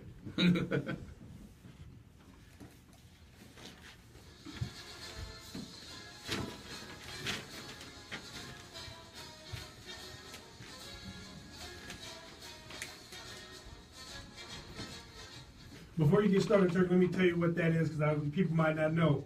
That is the song of the team that may ruin a conference chances for the college football playoff center. And that is no other than Iowa Hawkeyes fight song right there. That was an impressive game by Iowa last week. But if you listen to the show, I've said it time and time again. The way you beat JT Barrett, is that you stop the run and you make him throw against zone coverage. What does Iowa do? Stop the run, make him throw against zone coverage. Easy. So we know what I kept hearing when that game was going on? Remember the old Slim Shady? Slim Shady. I kept thinking about you saying, there's the real man. He showed up. Yeah. Mama, there goes that man. Because everybody's like, JT, Heisman candidate the week before, and then he shows up and lays a complete turd ball. This fight song sucks. I didn't say it was great. For segment purposes. Yes. So we got going on Turk in college this week. In college this week, man, we are coming up on one of the biggest sports college football weekends in a long time. We have got an action-packed group of games going this week. We've got the Big Ten, who is on life support, really, if they're going to make the college football playoffs. And the Pac-12, would there ever really a team that could even get there? And in the Big 12, it's really going to come down to, can Oklahoma get it done at this point? I know TCU was there too, but they're not a sexy favorite because Oklahoma's got bigger wins. So, question is, with so many teams, with so much uncertainty in these Power 5 conferences, should the playoffs be expanded or should it stay at 4 teams? I thought from the beginning it should have been 8 teams because just as simple, when they said we have 4 teams, I said, well, there's 4 teams, but we got 5 power conferences. So somebody's going to get shut out every year. So I figured, why would we not have at least 8 so you have the 5 power conferences and 3 at large bids? So I think so. And I think why it may get done, like I said, here's what happens. If Wisconsin is the Big Ten's hope right now. If Iowa wins their next 2 games, if Wisconsin wins their next 2 games and then they win the Big Ten championship, they're in. But if Iowa beats them, the Big Ten is done. I mean, unless utter chaos ensues afterwards. The Pac-12, maybe Washington can run the table, but if they lose to Wazoo or Stanford, and Washington has not played anybody. The strength of schedule is very bad. And then if you look at the Big 12, possibly, but if TCU beats Oklahoma, game over. Then TCU has a loss, and we got to see how that shakes out. So you could really see, in reality, and if Notre Dame still continues to win out because they're independent, you have let's say they keep Georgia and Alabama stay undefeated. You have Georgia, Alabama, Notre Dame, and let's say even if Notre Dame loses, you could have a Clemson and a Miami or something else. I will say this: if Georgia and Alabama go to the SEC championship undefeated, the loser of that game is going to the playoffs. As long as it's not a blowout. Yeah, as long as it's not. You got to get completely embarrassed. Georgia looks the part, and the problem is that Notre Dame does not play a conference championship game. They're going to be favored in all their games left, even this Miami game. They went out. They're going to be there because their only loss is going to be to the number one team. And they have a good strength. So that's 3 locked up already. You know, undefeated regular season, Georgia and Alabama go. Notre Dame goes. They don't even play a championship game. So now you're just looking at Clemson. Yeah, Clemson, a Big 12, or kind of Big 10 team sneak in there, which the Big 10 is not looking good in that scenario. So let's say worst case scenario, it goes like you just said, Alabama. What we have right now, if the championships or what they have now stay the same, and you get 3 conferences shut out, that is going because this was a 12-year deal that they signed. I think there will be some negotiating to get 18. I don't know if I need 8. I'll be fine with 6. I'll be fine with two. But here's why I say 8. Here's why I say with 8 because because you have the same thing. You have the Power 5, and then you have one extra team.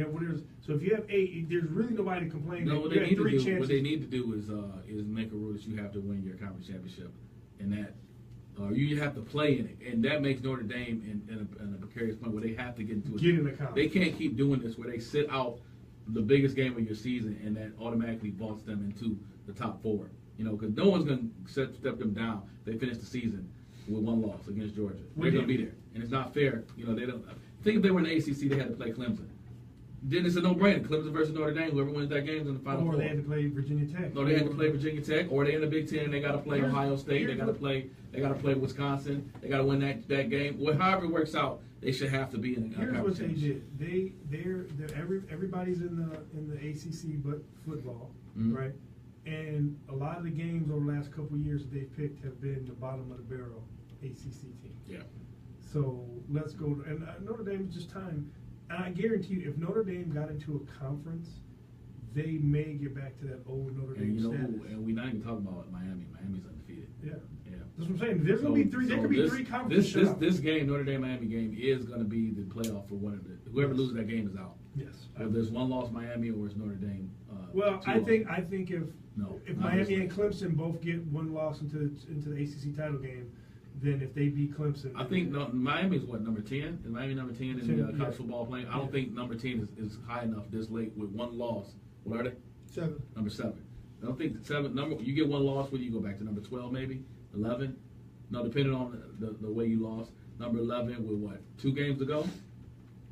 Yeah, but you're playing a ranked team in a championship game, and they take championships. They take conference. It's just tricky this late in the season. No, I agree. This is not. It's better. They always say it's better to lose early, like Ohio State did. If they would have had, then until the Iowa turd. Yeah. I don't know if there was a cheap shot at somebody. Right?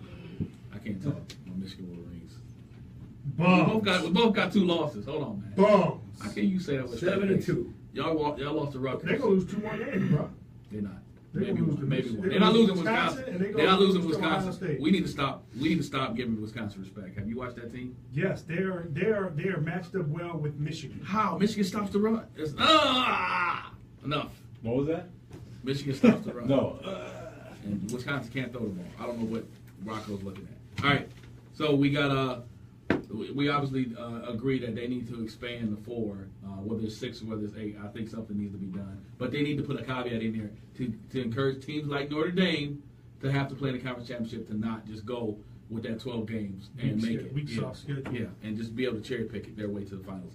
All right. So new college football rankings coming out next Tuesday. They came out this Tuesday. Georgia's still number 1. Alabama's number 2. Notre Dame's number 3. Clemson's number 4. How do you feel about those rankings? I feel good about the rankings. I think that you could easily, the top three are fine. I think you could have flip-flopped any of the next, TCU. I think Oklahoma and Clemson is kind of they lost to Iowa State.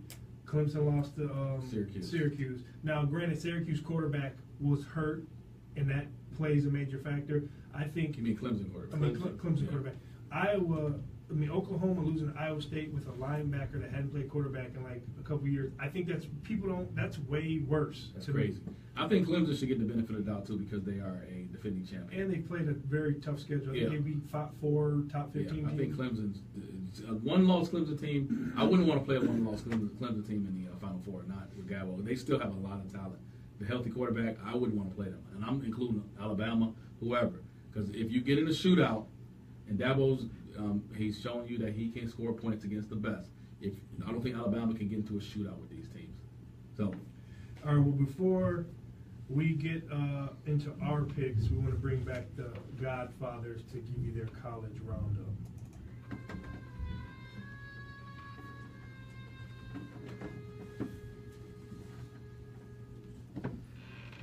Welcome back, folks. This is Dr. Dollars here, and there's 7 games. Pardon me. There's 7 games that we'd like to give you to think about, to consider this week, give our thoughts on, so you can maybe break them down and figure out what you may or may not want to do. Out of the 7 games, there's 2 of them that we agree upon, Jamal and I. My opponent, if you will, and I agree upon, and that is that Georgia will carry laying the 2.5 against Auburn. We both believe in Georgia. Georgia's strong all the way across. We love that when we like Alabama laying the 14 against Mississippi State. Mississippi State looked pretty early, but as the lights got brighter, she got uglier. You know what I mean? So like that. But now, where we start to differ in some of these other matchups, I think you guys are going to find interesting. And I have to start with some of my favorite names or matchups. So we're going to start with the Catholics versus the Convicts. The Catholics versus the Convicts. I got the Catholics. I got the Catholics. I'm going with the good boys. Can you tell our maybe new listeners or maybe people that don't go back? Catholics, Catholics. Anybody out there that doesn't know what that is? Somebody's out here Googling Catholics versus the Convicts. Go to watch the 30 for 30. I'm upset with you. I'm telling you, I'm going to say right now. Out here Googling. We are Notre Dame at Miami, and back in the heyday of when all that began, the Catholics versus Convicts was a name given to that matchup, and you should be ashamed of yourself if you're not familiar with that. I will be called the Convicts versus the Convicts. Yeah, now it would just be straight across the board, man. But I'm going to go with the good boys. I'm going to go with the Catholics laying the 3 on the road. Jamal, how do you feel about that? Disagree. And before I comment on this game, can I just say that Auburn is the most overranked team in college football? Oh. I talked about this, I think, a couple weeks back. Dude, Auburn, how they're ranked 10th or whatever they're ranked right now, the 2-loss team. They're trying to prop the SEC up again. I'm not buying it. I will tell you honestly, and I'm chiming in here, but Mississippi State might be more overrated than Auburn, to me. Maybe. I mean, the way they got blitzed by LSU, yeah, go ahead. No, SEC is over. I think SEC overrated. I agree. Overrated in general, other than the top 2. I'm taking Miami at home, plus the 3 points. I watched Miami intently last week, and the one thing that I noticed I loved about Miami, just talking about it from a football standpoint, was their defensive line was very impressive. Those guys got off the ball, and they were dominant up front against a good Virginia Tech team. And when you talk about Notre Dame and what their strong suit is Josh Adams and running the ball and trying to control the line of scrimmage. I think that Miami, you will see them establish their dominance up front, win the line of scrimmage, and I think that they'll make enough plays to cover, to get the 3 points, and actually the win. So you're going to see Notre Dame fall back. We're not going to have to worry about them in the playoffs because they are going down this Saturday night. Wow. Yeah, well, I don't see it going that way. The next game I'd like to discuss is the Criminals, which is my name for the Seminoles. We got the Criminals versus Clemson at Clemson. This is my shocker of the week. I like the Criminals and the Seminoles getting 16 points at Clemson. How do you feel about that? That's, you know what, 16 is a huge number, and that's why I really try to stay away from college football, because the spreads are so large. But I am going to take Clemson at home, laying at 16. Ever since the first game, when their quarterback, they lost their quarterback, Florida State lost their quarterback. Florida State has not been the same team offensively or defensively. I do agree with Turk. A one-loss Clemson team is a very, very dangerous team to play come the end of the year or coming towards the Final Four. And I think Dabo is going to get those guys ready to play. I think they're going to see Kelly Bryant play one of his better games in the year. I think you're going to see all that talent that Clemson has rise. And Florida State may not score more than 7 points. I could very easily see a 24-7 game with Clemson covering at 16. I think Florida State. I think there's a lot of interconference hatred between those two, and Florida State has had to take a back seat to Clemson recently, and I think that they're gonna, although they got some injuries, they got some things, and their record doesn't look beautiful. I think they're gonna come in there and they're gonna, I think they're gonna bring their A game. They're gonna give Clemson all they can handle. That's my shocker of the week. Moving on from there, we got the Hawkeyes coming off their embarrassment of the Buckeyes last week. The Ohio State Bubble. I don't know what. We'll get to that in a minute. Hawkeyes at the Wisconsin Cheese Eaters. I'll take the Hawkeyes getting 12 points. Getting 12 points with all that momentum coming off last week. Confidence, momentum. I believe that game is always a close game. Year in and year out, regardless of talent level, and I'll take that 12 all day. Again, Wisconsin showcase game. Eyes are on them now, being that they're ranked 8th in the college football playoff. They are undefeated. Look, Iowa, as the great Colin Cowherd once said, is the fake ID of college football. Like, those guys are frauds. Even though they beat my Buckeyes, they shot their load. Just like Michigan State, Ohio State shot their load against Penn State. I think Iowa played their game as if it was their championship. You will see Wisconsin play probably one of their better games of the year, even though they just lost their leading receiver. I just learned to injury for the rest of the year. Their running back is a dark horse Heisman candidate. You will see Wisconsin go and win that game by 2 touchdowns. Okay, all right. I'll tell you the Hawkeyes plus the 12 over here with Dr. Dollars. All depends on where your allegiance is, folks. We're going to talk about Michigan State at the Ohio State Buckeyes. Despite their Keystone Cop performance at Iowa last week, I'm hoping that whatever pills they took before they got off the bus that made them lose all sense of coordination and sensibility before they played that game have evaporated out of their system by now. I can see Ohio State coming out with a lot of just a lot of vigor and just a lot of anger. And I don't think Urban Meyer is going to made this week easy on them.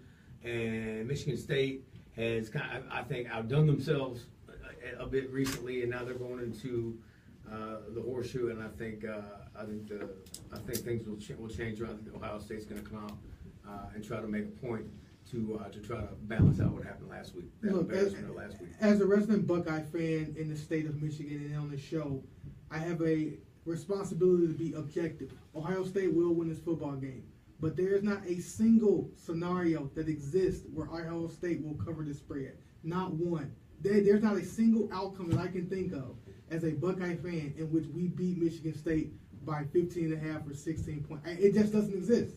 It does not exist. I don't remember the last time that game has been so lopsided. Even with our best team going back in 2014, I think we beat them by 12 on their home field, and that was with us playing one of our better games.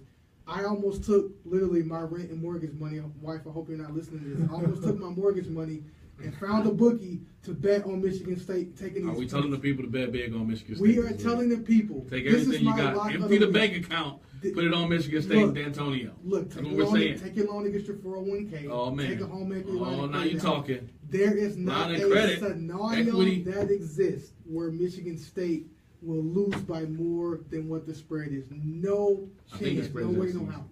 Now I think we're up to 17 now, which is unreal. There's no way it's just going to happen. I am not going to claim that I am nearly as passionate about Ohio State minus 16 as my compadre over here is about Michigan State plus 16.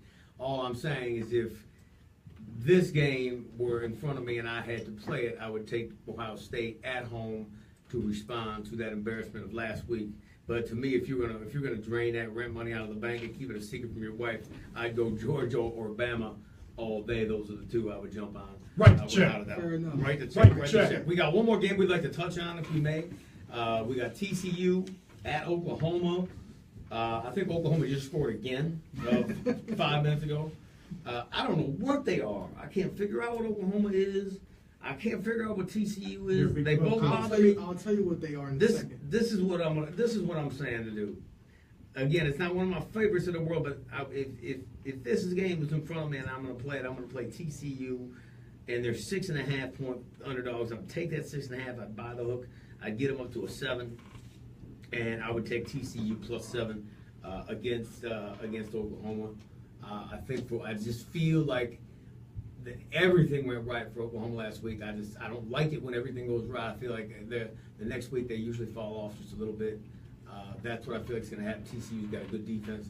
How do you feel? Rocco, go check the tape. My very first show here, I was doing the Big 12 preview, and I talked about TCU being an underrated team. Whoa, wait. I remember you talking about- Turk saying. Yeah, I remember this Texas Love Fest No, over here. That's what I remember. No, remember, Rocco picked Texas to win. I picked Oklahoma State. But when I was talking about the schedule, I did say that TCU, and I trust Gary Patterson as one of the best 10 coaches in the college football. Go check the tape.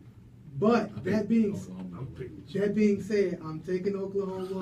All of that. I'm taking Oklahoma minus the 6.5.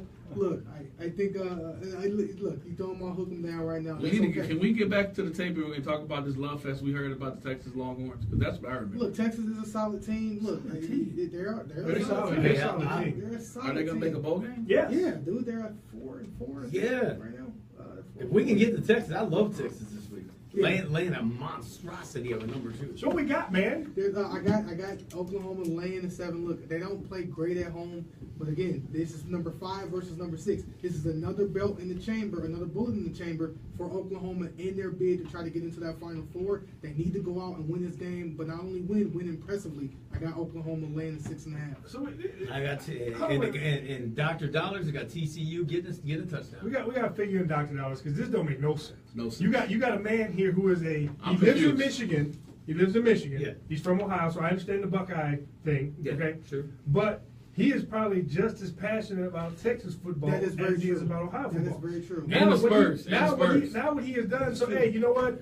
You might not want to write that check because here's what he's got. He's picking against Ohio State in his game, and he's picking Oklahoma State to win. What kind of Longhorn nut Buckeye fan are you? Look, I don't know. Hey, I don't know. Hey, I don't speak about other people. All I'm saying I is do all Dr. the time. Dr. Dollars is not On the flip-flop. on He the is not Rocket flaky about who he picks. The Rocky Turk Sports Show, we pride ourselves in picking against other people. Look, I'm going to say, I'm We going to speak use. on them. We speak on them all I'm the going to time. use another colonism. Take the emotion out of it. Look, I am Buckeye fan. I am a Texas Longhorn fan. But when the money line and the spread says I gotta go this I way, will say that's that the way Michigan I gotta State go. spread is a bit Ridiculous. disrespectful. That is horrendous. It's almost so But that's disrespectful that they may know something. Like, that That's don't even make exactly sense. why you take You stay you away lay the from six. it. You You stay no, away that's from why it. you lay it.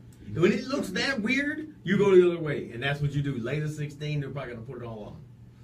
I'm telling you, a spread that It looks big, weird Vegas for a knows reason. something. It started off at like 13, or 12.5, 13. It wasn't like it was 6. I tell you what, they telling people to write these big ass checks. If something don't go right, when y'all leave the studio, Lock the door. what they say, keep your head in the swivel when you leave the studio. Look to your left, look to your right. You see somebody pulling up, and he Lights- got on some Ohio State stuff, and his car is packed to the top of the windows with all his stuff. You better run. I'm telling you right now, look, man, I've been playing these games for a long time, and when a line looks that good, when Michigan State's been playing that good, and they're getting that many points. That's a smooth leg sticking out of a mini skirt, out of a dark alley, and you take one step toward it, and her boyfriend's gonna step out of the dark, knock you out, and steal your wallet. Listen, That's exactly what's gonna value- happen. So you're saying don't take. You I saying tell you, lay that 16 because it looks weird. Values are up in houses. But you guys. said- You got saying- Ohio State coming off looking like a bunch of morons, looking like they literally have You never know, played the game, I'm- and you got Michigan State beating people every week that they're not supposed to beat, and they're getting 16 points. I'm Later sliding 16 off points. Jamal. Jamal just took an analogy to Hold on, the hold on. housing I'm market. confused. Are y'all saying y'all not saying the same thing? You saying that Michigan, Ohio State's gonna blow them out? Yeah.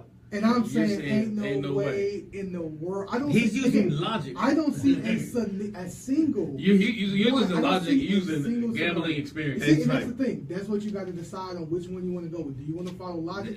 Here's my coaching thing tells me Stay away if from they the game. believe chaos is happening, Urban Meyer said we got to score 70 points on these dudes this week in That's- case stuff that's- happens. that's And I fair. think they will come out focused. I don't know if they're gonna get because I I don't don't know think. I what's don't the think weather they're. like. It's supposed to be good. sunny. It's I don't think Ohio State's capable of scoring that many points against Michigan State. I think they're 17, man, that is a huge. Dude, when was the last time? It looks too good. It- It's too good to be true. Here's the thing: if Usually it Michigan is. State can't get it going, and there's a lot of 3 and outs. That's where that. This, can happen. this I'm gonna tell you. I'm gonna be down it. I'm staying downtown this weekend. I may cross the border, or I go to Windsor, and I may lay a small amount of money on the game. And we'll Dude. talk about it next That's week. right. Text me when you leave here because I'm like. I'm taking, and I'm not. I can't. I don't like Michigan State, but I hate Ohio State. So I'm gonna take Michigan State. And if I could throw one in just for giggles, take Texas laying 33.5 against Kansas. Oh, take Texas, they will not be able to score No, on Kansas. Texas, and Texas is going to run all over Kansas that may team. be the worst team in the division. That's like a 63 to 7 kind of an outcome. I mean, the 33.5. I know it scares people to death, but I'm telling you right now, we said that Texas last can year. play D. I know it's a different team. They said that last year, and Kansas beat them last year. All the more reason. All the more reason. We had no house, All no right. kids. All right, Turk, before we get out of this, me and you got to go. Here we go. We got number 1 Georgia at number 10 Auburn. Who you got? I got Georgia because we don't pick points, we pick wins. There we go. You guys got it easy. You got Easy, number easy 20 peasy. Iowa at number 8. Oh, I'm sorry. I have Georgia as well. I agree with you. Number 20 Iowa at number 8 Wisconsin. I'm going to tell you, this is going to be the end of the Big Ten's swan song. I like what I saw out of Iowa last week a lot more than I did earlier in the season. Wisconsin does nothing for me. I don't like the team. They're a run-heavy team. Wisconsin's going to stop the run. I like Iowa. Iowa's going to stop the run. I like Iowa. Even though I don't want it to happen because, obviously played in the Big Ten, but yes, I believe that's what's going to happen. The end of the run for the Wisconsin, because here's the one reason I say that too. They have not played anybody. They played one team in the top 40. They have not been tested. They haven't played a close game, and Iowa is feeling themselves now. Yeah. And Kirk Ferentz is a good coach. He's one of the longest tenured coaches in the Big Ten. He's up there doing stuff.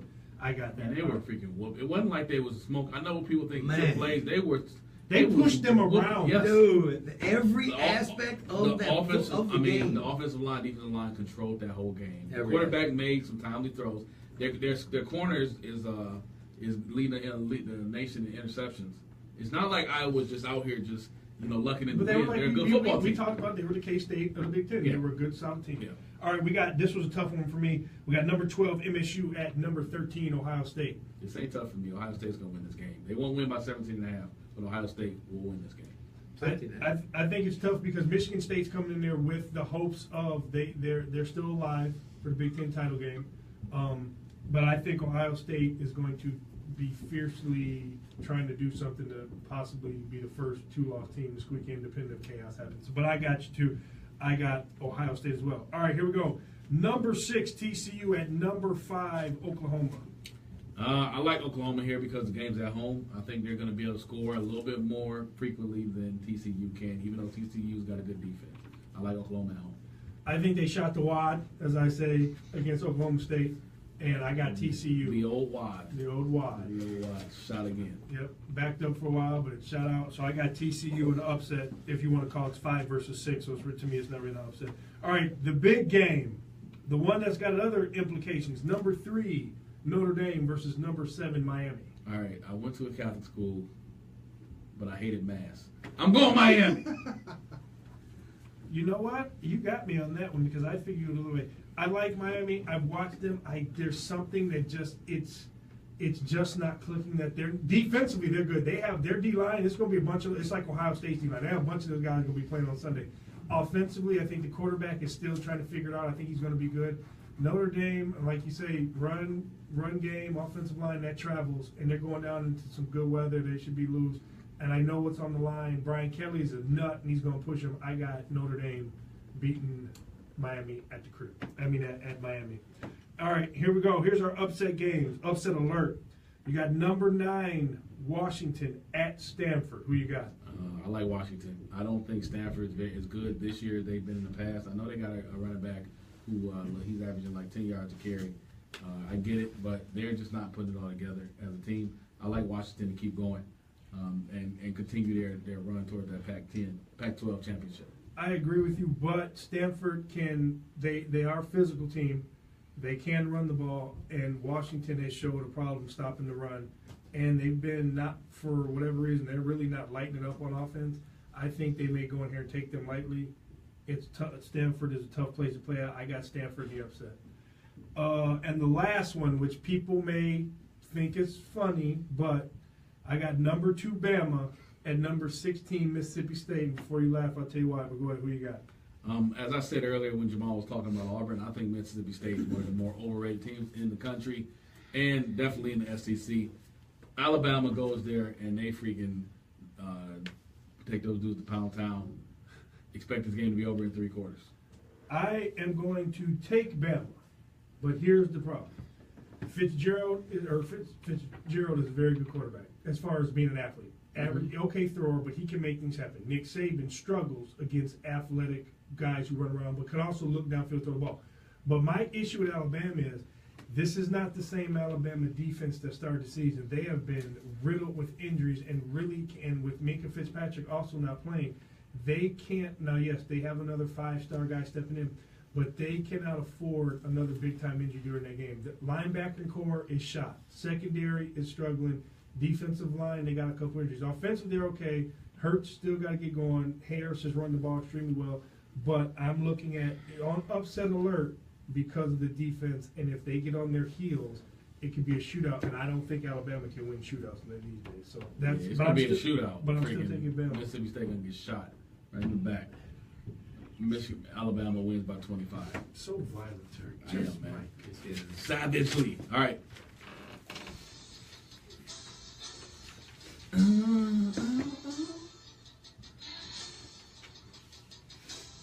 Well, just wanted to say, had some cancellations because of things going on. Obviously, it's getting deep in the playoffs, but we will have some coaches here next week. Got that all finalized, so we apologize for that. But it gives us a good 8 to 9 minutes to talk and get in depth of what's going on. So I think we should start off with what the people want to hear. We want to talk about what went wrong with Rice finishing their season against Oak Park. The people want to hear. Well, we'll get. I've been asked several times. That's why I was going to get. But let's get Division I out the way. All right, let's get it out of the way. Come on, I'm hungry. So here we go. So last week we had in the Quadrant 1, you had West Ottawa and Rockford playing. West Ottawa got to win. Me and you both picked Rockford, so we were both wrong.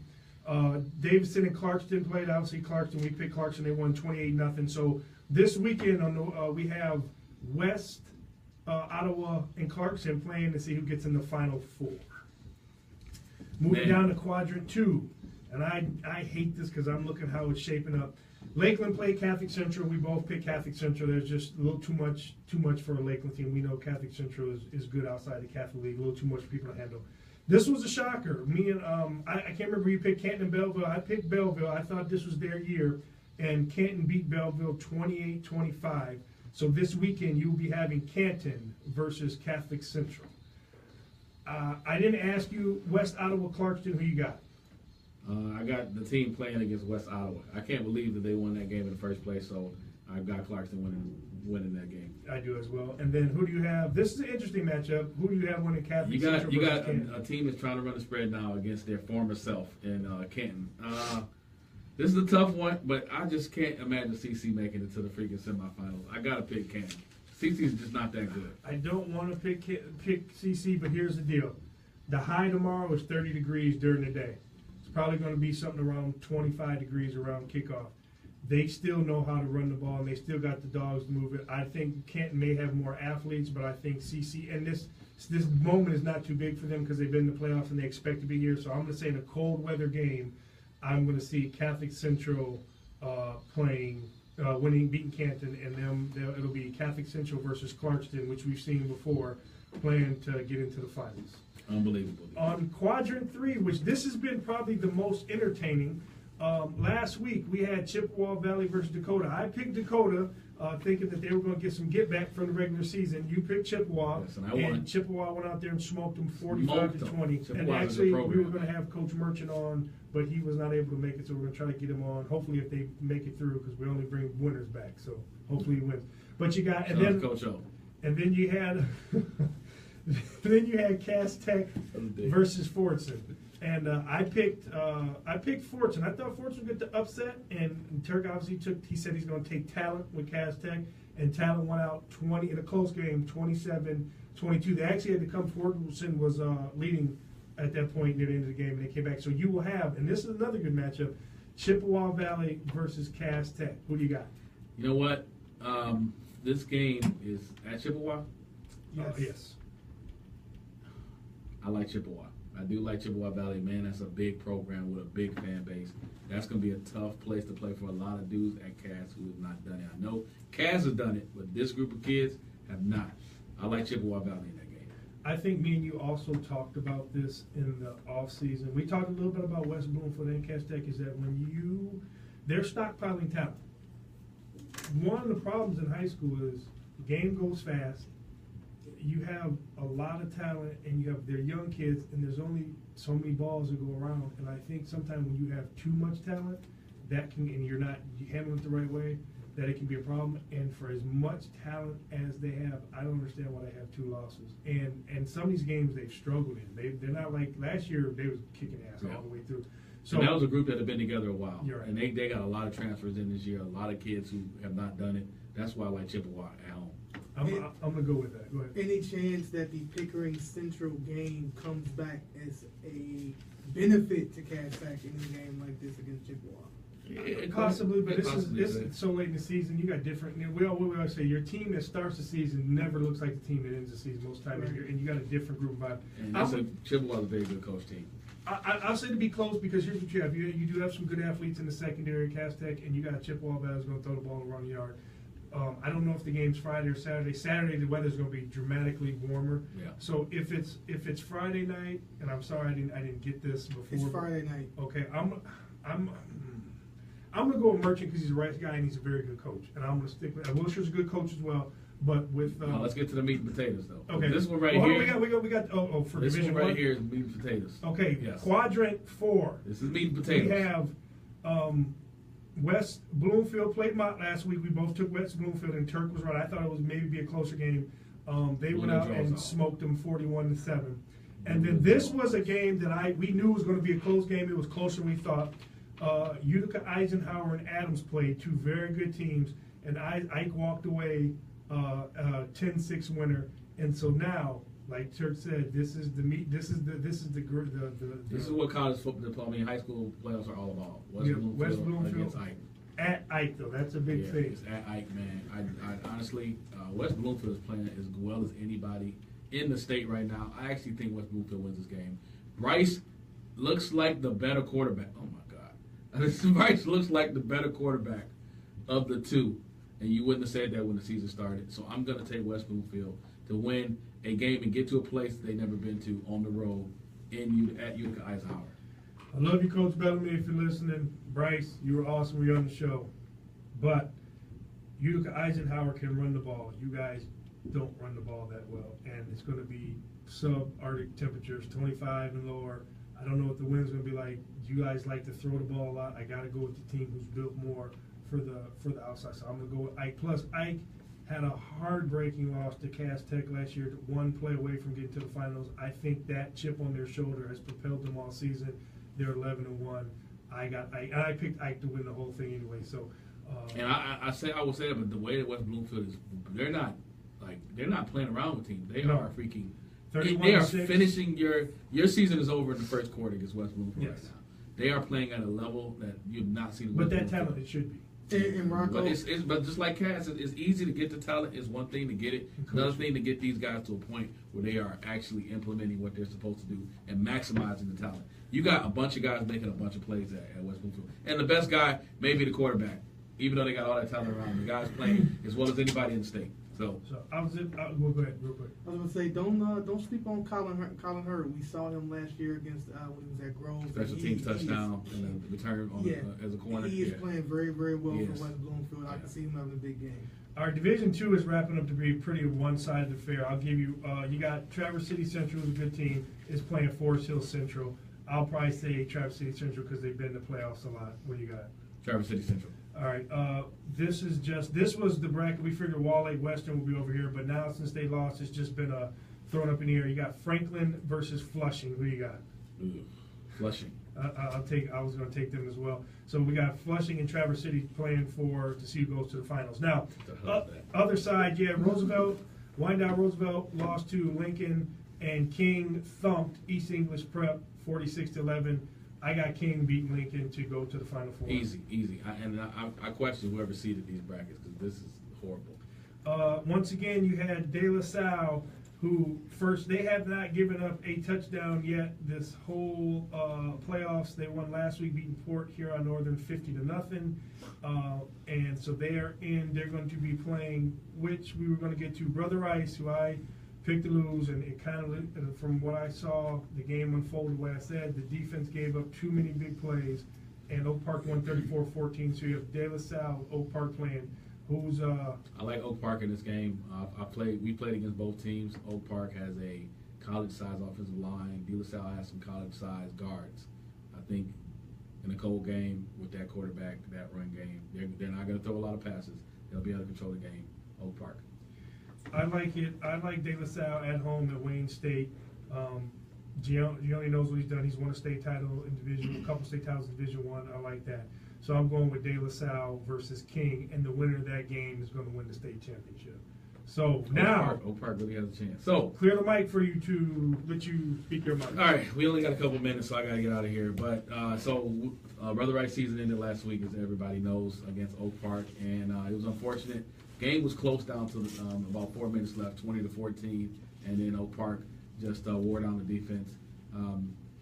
We knew going into the game that stopping the run was going to be essential. We did not stop the run at all very well, especially in the second half. Time of possession, they dominated the second half. Offense was only able to put up 14 points. We had a chance to get a touchdown late that would have made it close. But the name of the game comes down to, and this is why I got Oak Park winning, is that offensive line, when they run it, they don't pull a lot. When they just run a zone read concept and they just lean on you and get to the second level, that offensive line is very athletic and very big.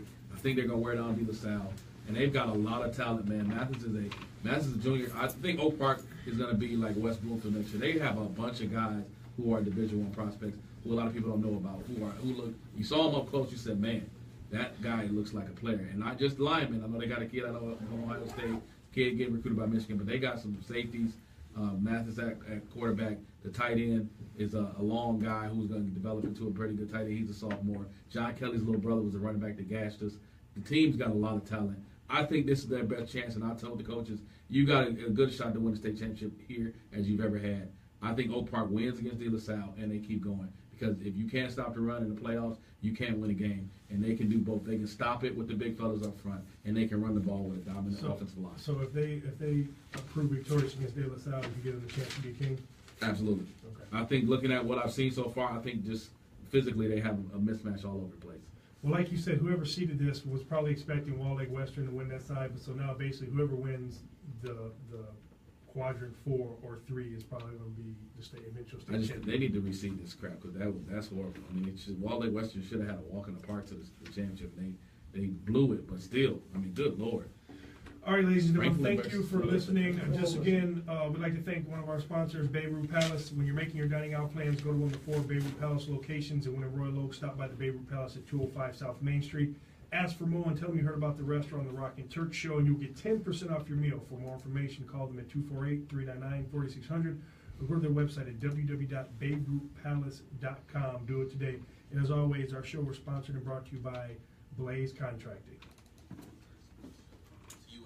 Blaze Contracting Incorporated. Blaze is a heavy civil site contractor that self-performs mass and surgical excavation, aggregate installations, land balance and grading, storm sewer, sanitary sewer, and water main installations throughout Michigan, Ohio, and Nevada. Blaze has successfully completed many home established major corporations and developers doing business in Detroit and across America. Currently, Blaze has several major projects going on in Metro Detroit, including the new Little Caesars headquarters building, the Detroit Brush Park development, the Flex and Gate Auto Supply plant, and the new Little Caesars Red Wings Arena. Hey, sports fans, if you're out there listening and you are involved in the development and construction process of upgrading or improving exterior property or infrastructure, No, but you can get I Blaze read a call. up on it. No, they They can ran provide that valuable assistance 83. from the They beginning stages ran all the way through the budget, 12 Jet design, Street and of plan. course, the construction Who, process Alabama did? phases of No, your project. LSU. You will experience Oh. administrative ease Are you provided by playing that? Blaze that Are you will watching? ensure that your project will be completed on time and within budget. Allow Blaze to light the fire for you that paves your road to success. I know you remember the Give them a call today. Call 313-361-1000 or visit their website at www.blazecontracting.com.